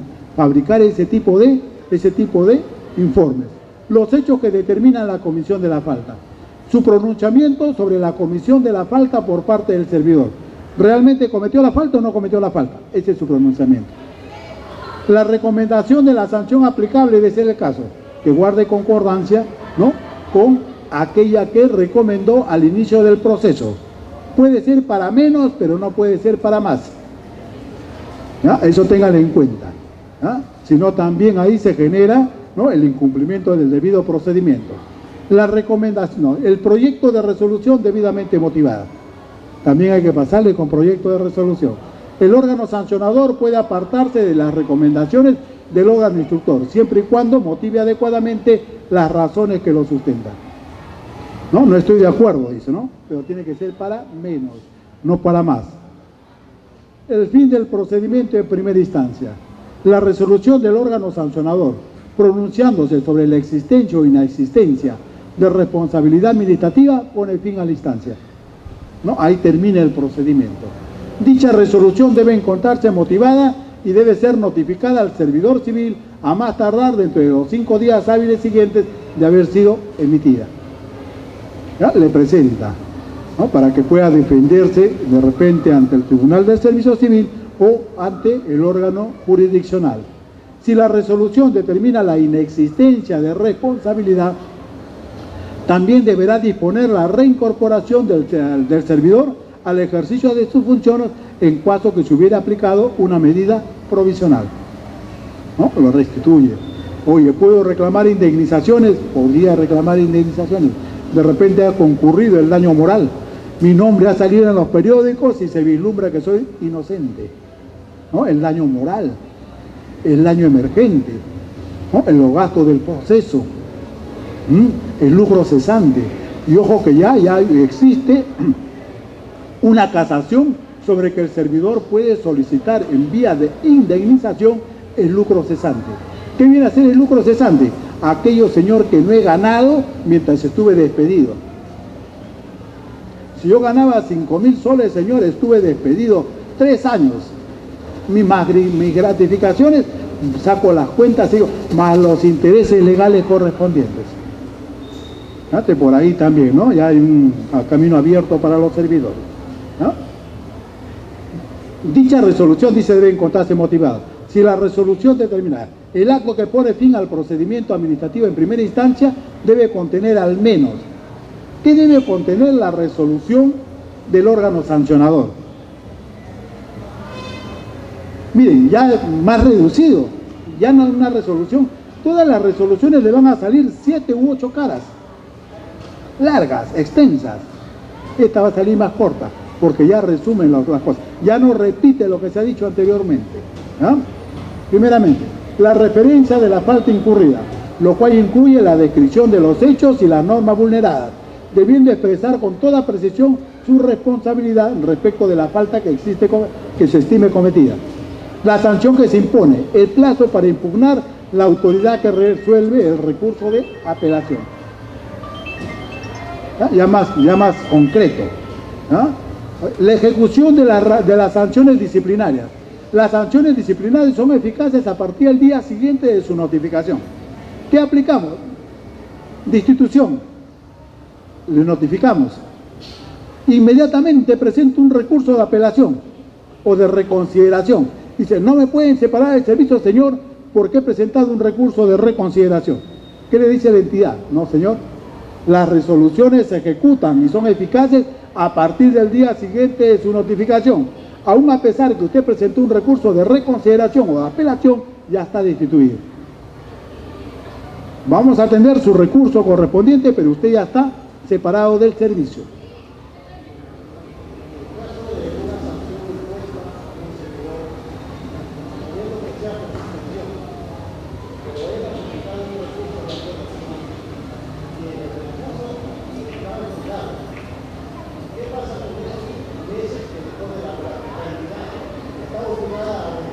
El recurso se encuentra y lo vamos a declarar fundado, ¿cierto? Cierto, ¿no es cierto? Entonces desaparece la falta.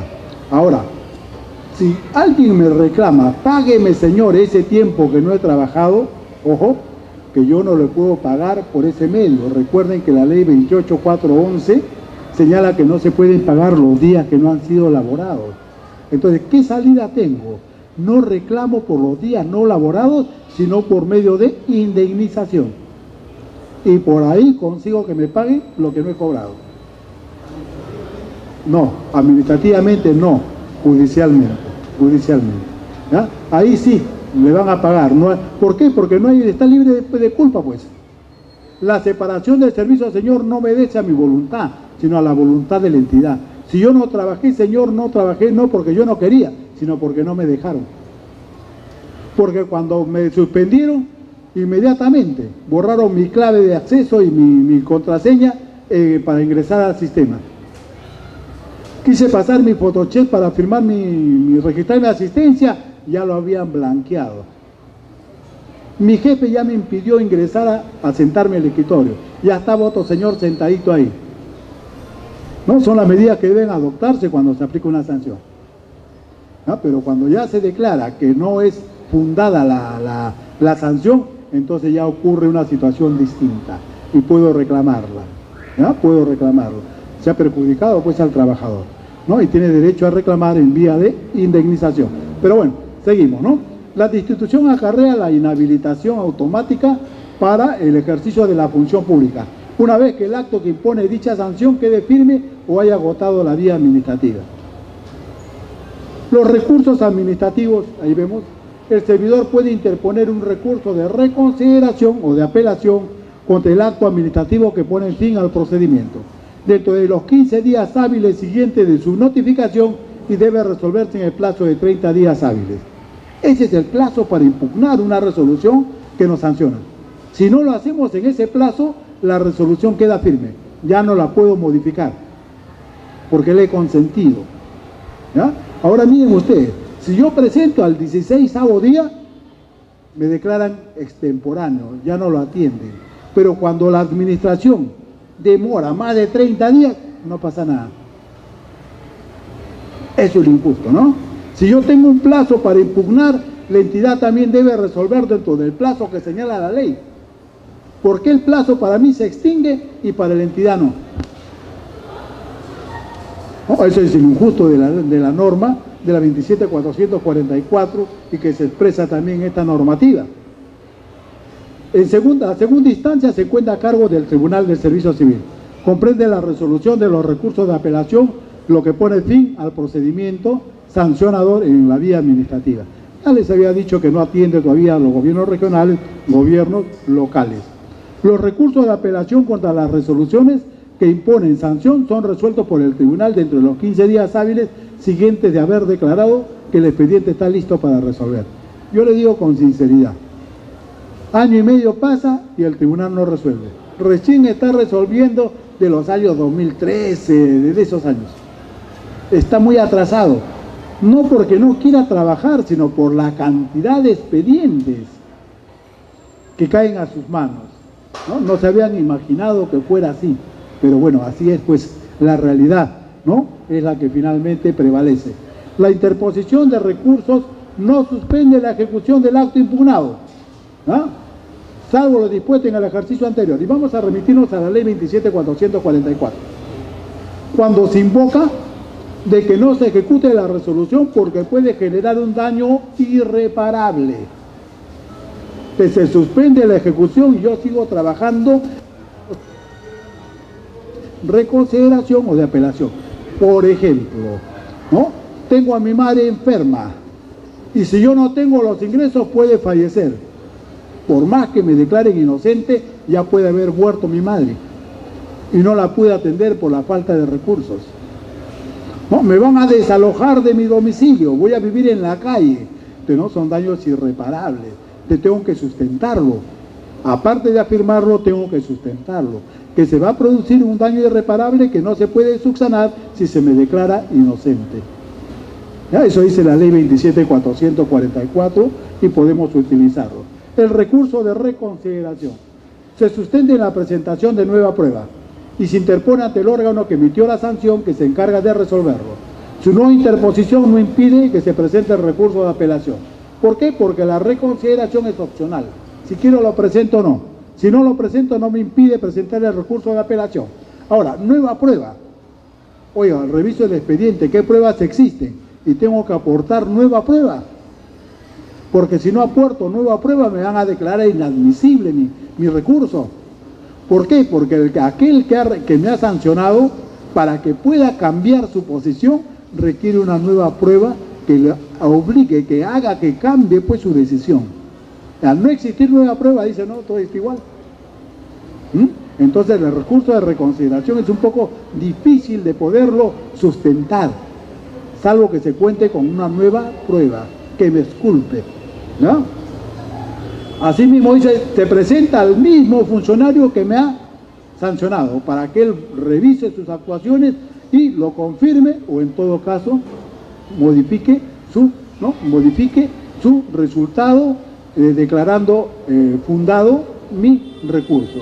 El recurso de apelación dice, ¿no? Se interpone cuando se sustente en una diferente interpretación de las pruebas producidas o cuando se trate de cuestiones de puro derecho o se cuente con una nueva prueba instrumental.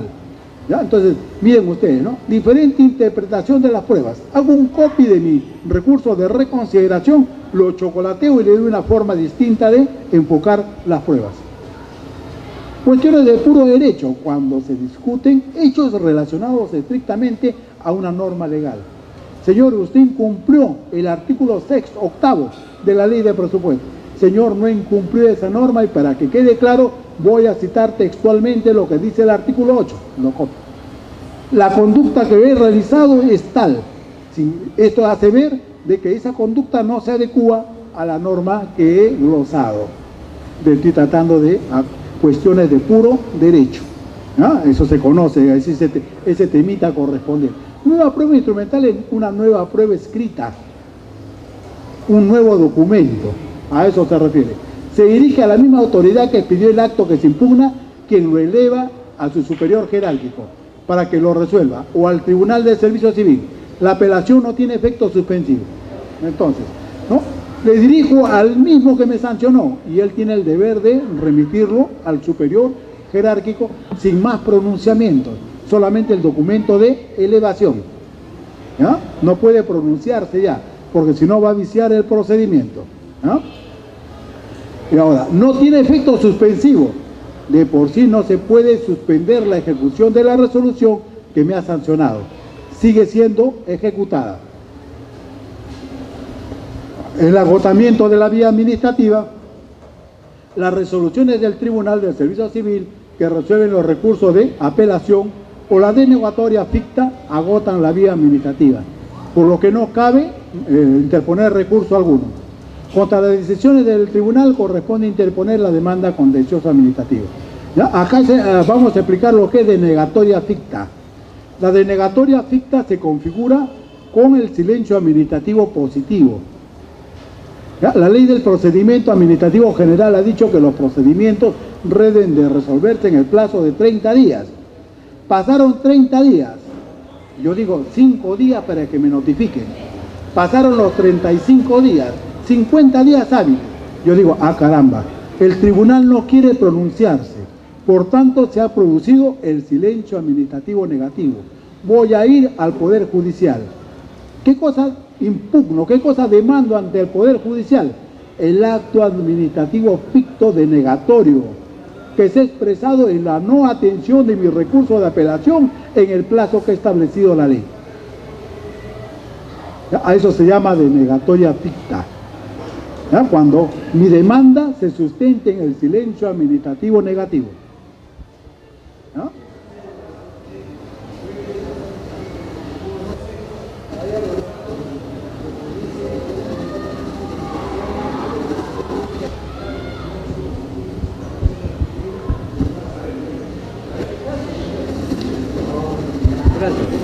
Hay casos, doctor, hay casos que se presenta un recurso en escrito diciendo este procedimiento, como no me han dado respuesta, es positivo. ¿Por qué? Porque ha transcurrido el plazo de ley. Entonces sabemos perfectamente nosotros lo que, como dijo usted, lo que conocemos un poquito, decimos está mal, pero no sé qué pasa con los señores abogados, ¿no? Siempre tratan de... Acá la cosa es clara. De confundirnos un poco más. Gracias. El silencio administrativo está calificado en los TUPA de cada una de las entidades. Todos los TUPA califican si el procedimiento se aplica silencio positivo o silencio negativo. ¿Ya? Todas. Frente a los recursos impugnativos, siempre se aplica el silencio negativo, nunca el positivo. El silencio negativo concede derechos procedimentales, en tanto que el silencio positivo concede el derecho en sí. Por ejemplo, yo pido la apertura de un establecimiento, ¿no?, en un lugar determinado de la ciudad de Chiclayo. Tienen para atenderme 15 días y el TUP ha dicho silencio positivo. No me responden, no me notifican el acto administrativo.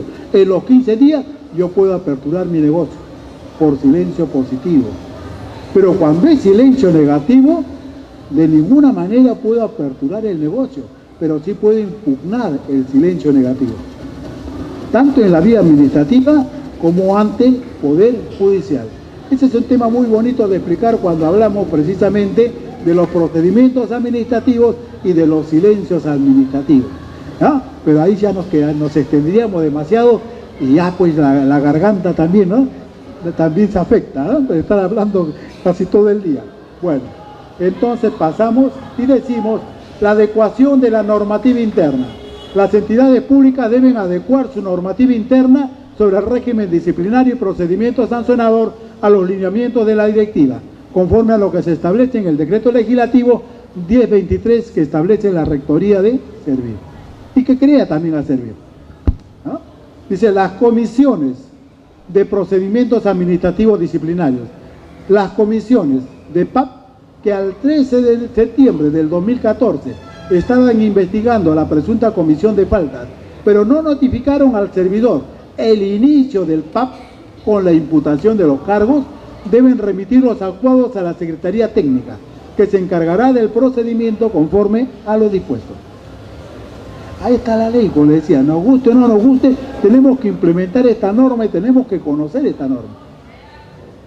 ¿Ya? Porque si no vamos a generar un procedimiento que nace muerto, nulo de pleno derecho, como se dice, ¿no? Los PAP que se encuentren en curso ante las comisiones de las entidades, una vez finalizados los procedimientos, deben remitir los actuados a la Secretaría Técnica para su custodia y archivo. Entonces, la Secretaría Técnica ahora es el que archiva todos estos documentos. Sanciones anteriores a la entrada en vigencia de la Ley del Servicio Civil. Los procesos en curso, seguidos por faltas cometidas antes de la entrada en vigencia del régimen disciplinario de la Ley 30.057 y su reglamento. Las sanciones de cese temporal y despido o destitución regulada bajo los regímenes de la 276 y Decreto Legislativo 728 son aplicables por los casos que correspondan. Como medidas transitorias. Ustedes saben, medidas transitorias que son temporales, en tanto se implementa la Ley del Servicio Civil.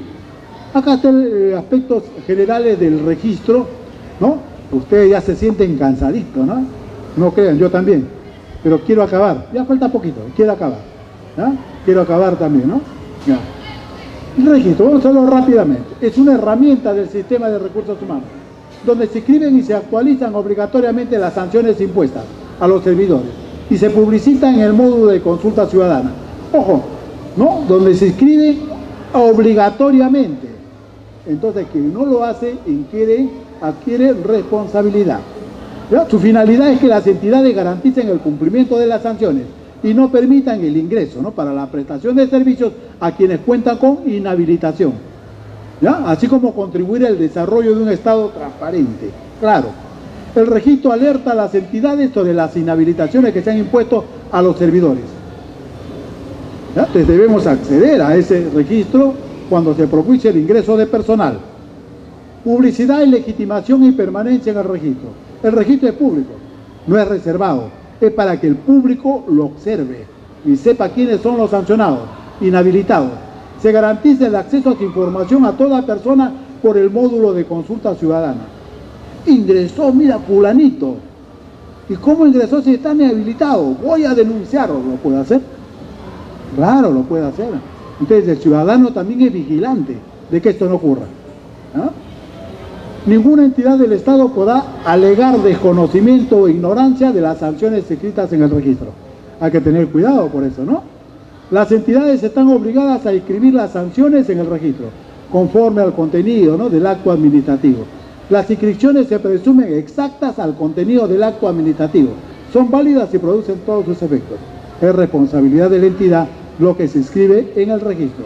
Las sanciones que no se encuentren vigentes continuarán registradas permanentemente, siendo visualizadas únicamente por servir, salvo las excepciones establecidas por norma. ¿Ya? Una contadora pública postuló como gerente público. Ganó todas las etapas, pero cometió un error.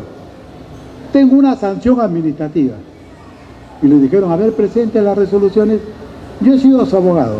Y después me consulta y me dice, oye, ¿para qué le dices tú que has tenido sanción administrativa si ya Servir revocó todas las resoluciones?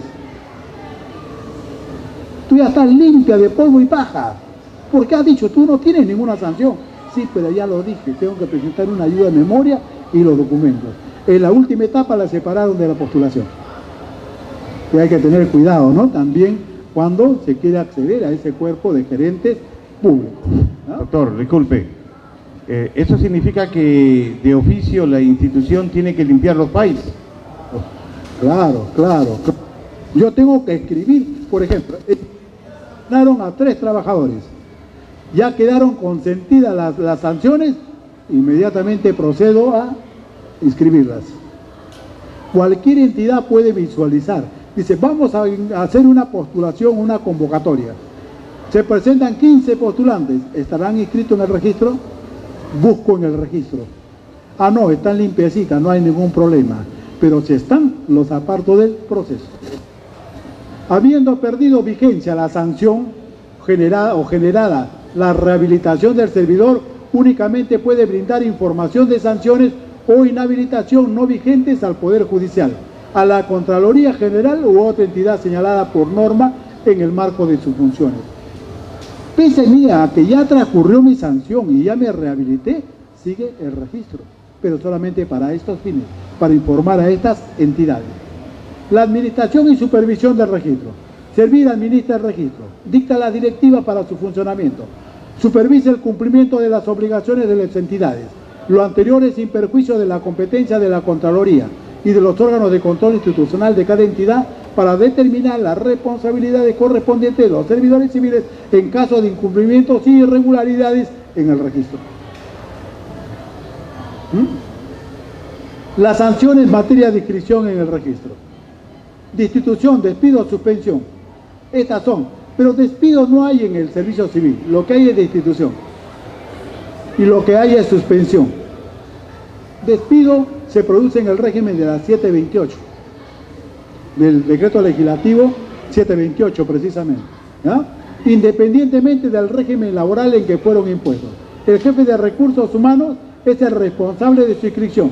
La Contraloría General de la República en el caso de sanciones por responsabilidad administrativa funcional. Inhabilitaciones ordenadas por el Poder Judicial también se inscriben, ¿no? Porque el Poder Judicial, aparte de la condena que nos puede imponer, como medida complementaria, invocando el artículo 36 del Código Penal, nos puede inhabilitar para el ejercicio de la función pública, hasta por 10 años, de acuerdo al delito que hubiéramos cometido. Otras que determinen la normatividad. Obligaciones de las entidades. Las entidades del Estado tienen la potestad de emitir sanciones que deben inscribirse en el registro y tienen las siguientes obligaciones: obtener usuario en el aplicativo del registro. ¿Quién nos lo da? Servir, ¿no? Actualizar los usuarios en los registros si ocurre el término del vínculo con la entidad, de la designación, la encargatura u otros en un plazo de 5 días contado desde la ocurrencia. Cambiaron al jefe de recursos humanos por X razones. Ponen uno nuevo. Ese nuevo pide su clave y su usuario en el plazo que se está señalando, ¿no? Inscribir las sanciones indicadas en el artículo 124 del reglamento, ¿no? Responder por la legalidad y los efectos de las sanciones registradas. La entidad va a responder por ello. Consultar en el registro si los participantes de los procesos de selección, independientemente del régimen, se encuentran con inhabilitación para ejercer la función pública. Obligados a revisar el registro. Si la contratación de una persona ocurre mientras tiene la condición de inhabilitada, el vínculo con la entidad concluirá automáticamente, de acuerdo con el literal H del artículo 49 de la ley, sin perjuicio de la determinación de la responsabilidad administrativa, civil y penal que corresponda. Las demás que resulten necesarios para el diligenciamiento y el desarrollo del registro. En cuanto a lo que se refiere a inhabilitaciones que ordene el Poder Judicial, si el órgano jurisdiccional emite sentencia consentida o ejecutoriada con condena de inhabilitación, ¿no?, según los numerales 1 y 2 del artículo 36 del Código Penal, como pena principal o accesoria, deben notificar copia del cargo de la notificación al condenado, a la entidad en la cual tiene o ha tenido vínculo laboral contractual para que sea inscrita en el registro. Miren ustedes ahí la connotación del registro. Certificado de no encontrarse inhabilitado. Muchas veces en las convocatorias se piden esos certificados. Presente su certificado que no está inhabilitado. Entonces ahí tenemos el deber de presentarlo, ¿no? En los procesos de incorporación, las entidades se encuentran prohibidas de solicitar la presentación de constancia de no encontrarse con sanción vigente en el registro. Corresponde a las entidades verificar durante el proceso de incorporación que los postulantes se encuentren habilitados para prestar servicios. Servir puede emitir certificado de no encontrarse inhabilitado para incorporarse al servicio civil, a solicitud de parte y previo pago de una tasa correspondiente. No le corresponde a las entidades, le corresponde a Servir, ¿no? Pero nosotros tenemos la obligación de verificar que nadie postule si está como inhabilitado en el registro. Gracias, doctor. Gracias, un aplauso.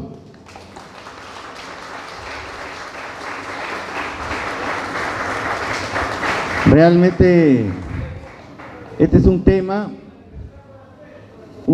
que, como ustedes han podido haber hecho el seguimiento de todo el manejo de la parte procedimental, y de la parte normativa. Si falla la parte procedimental, puede darse también que cualquier trabajador que esté sujeto al procedimiento administrativo sancionador pueda hacer una acción de amparo, pueda paralizar el proceso también. Se puede dar esa situación. No, tráigalo para acá, doctor, tráigalo para acá.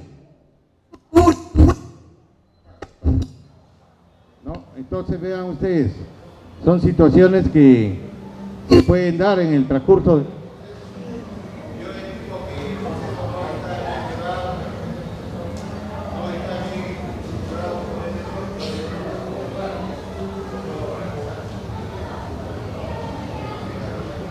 Sí, doctor, o...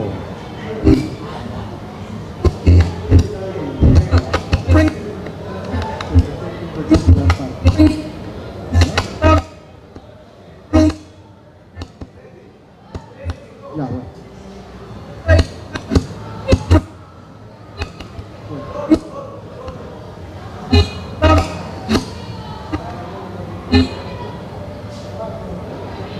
Entonces, como le decía, no se puede presentar un recurso de amparo por recurso de amparo. Tiene que verse precisamente en qué caso puede proceder un recurso de amparo, porque puedo estar dilatando el tiempo y me pueden decir que como existe necesidad probatoria para atender el amparo, entonces no lo pueden atender y me dicen que vaya por el conducto regular, ¿no? De repente una acción contenciosa administrativa. Entonces eso es lo más claro que pueda suceder, ¿no? Entonces tengo que agotar la vía administrativa para ir a la vía jurisdiccional. Yo recomiendo no aventarse al amparo, consultar bien con su abogado para ver en qué caso puede proceder el amparo y en qué casos nos van a rechazar y vamos a perder el tiempo en ello. ¿Ya? Ahora, no todos los casos puedo decirle sí en todos los casos, no, depende de cada caso. Y hay que ver el caso para determinar qué es lo que podemos recomendar. Por eso le decía, como el médico, si todos tenemos apéndice, a todos no nos puede recetar la misma medicina. Hay que ver el grado de avance, ¿no? Algunos necesitan operación y de repente otros no. Hay que ver cada caso, ¿no? En estos asuntos no podemos generalizar. Siempre tenemos que decir, cada casito responde a una estrategia. Es como en el proceso penal. Miren ustedes lo que pasa en el proceso penal, el fiscal ha pedido 25 años de cárcel para ti. No que eres culpable, pero yo voy a buscar que aminorarte la pena. Máximo te van a poner 12 años. ¡Ah, qué bien! ¿Tú sabes cuánto cuesta un año de libertad? Le decimos a nuestros defendidos. ¿Cuánto pagarías por un año de libertad? Yo voy a buscar que te reduzcan 13. ¿Cuánto ganaría, cuánto pagaría por un año de libertad? De repente nos tocó un narco. Yo no recomiendo meterse con un narco porque nos envuelve en ese campo de acción. Pero a un narco le diríamos, ¿cuánto cuesta un año de libertad? Valóralo. Ya, págame eso por cada año que yo te arreste, ¿no? En la entrada del abogado. ¿Ya? Pero ahí si uno se sumerge en ese caso, lo va a buscar otro y otro y al final se sumerge en ese mundo. En el campo laboral, ¿sabes dónde está el negocio? No en la reposición, sino en la indemnización. Tenemos indemnizaciones por 400.000 soles. Firmamos el documento de un 20% por el abogado. Que nos bajen a 200.000 nomás. 20% sigue siendo interesante. Y así en cada caso. Te repongo, pero tú haces la indemnización conmigo. No te vas con ningún otro abogado, ¿no? Es cautivo conmigo por los documentos que firmamos. Como debe ser, pues, ¿no? Pero me das un porcentaje. Si te reincorporo, me das un honorario de éxito por reincorporarte. Y tú me vas a pagar una vez, pero como reincorporado vas a cobrar todos los meses, ¿no? Entonces así se manejan por los abogados, ¿no? Y los que están presentes abogados acá saben que el negocio es así. ¿Ya? Señores, muchas gracias, buenas tardes. ¿Ya? Gracias, doctor, gracias. Bien, muchas gracias a todos ustedes. Y si tienen interés en participar en el próximo evento sobre cuadro de puestos y perfiles de puestos, les estamos enviando al correo la invitación correspondiente. Muchas gracias.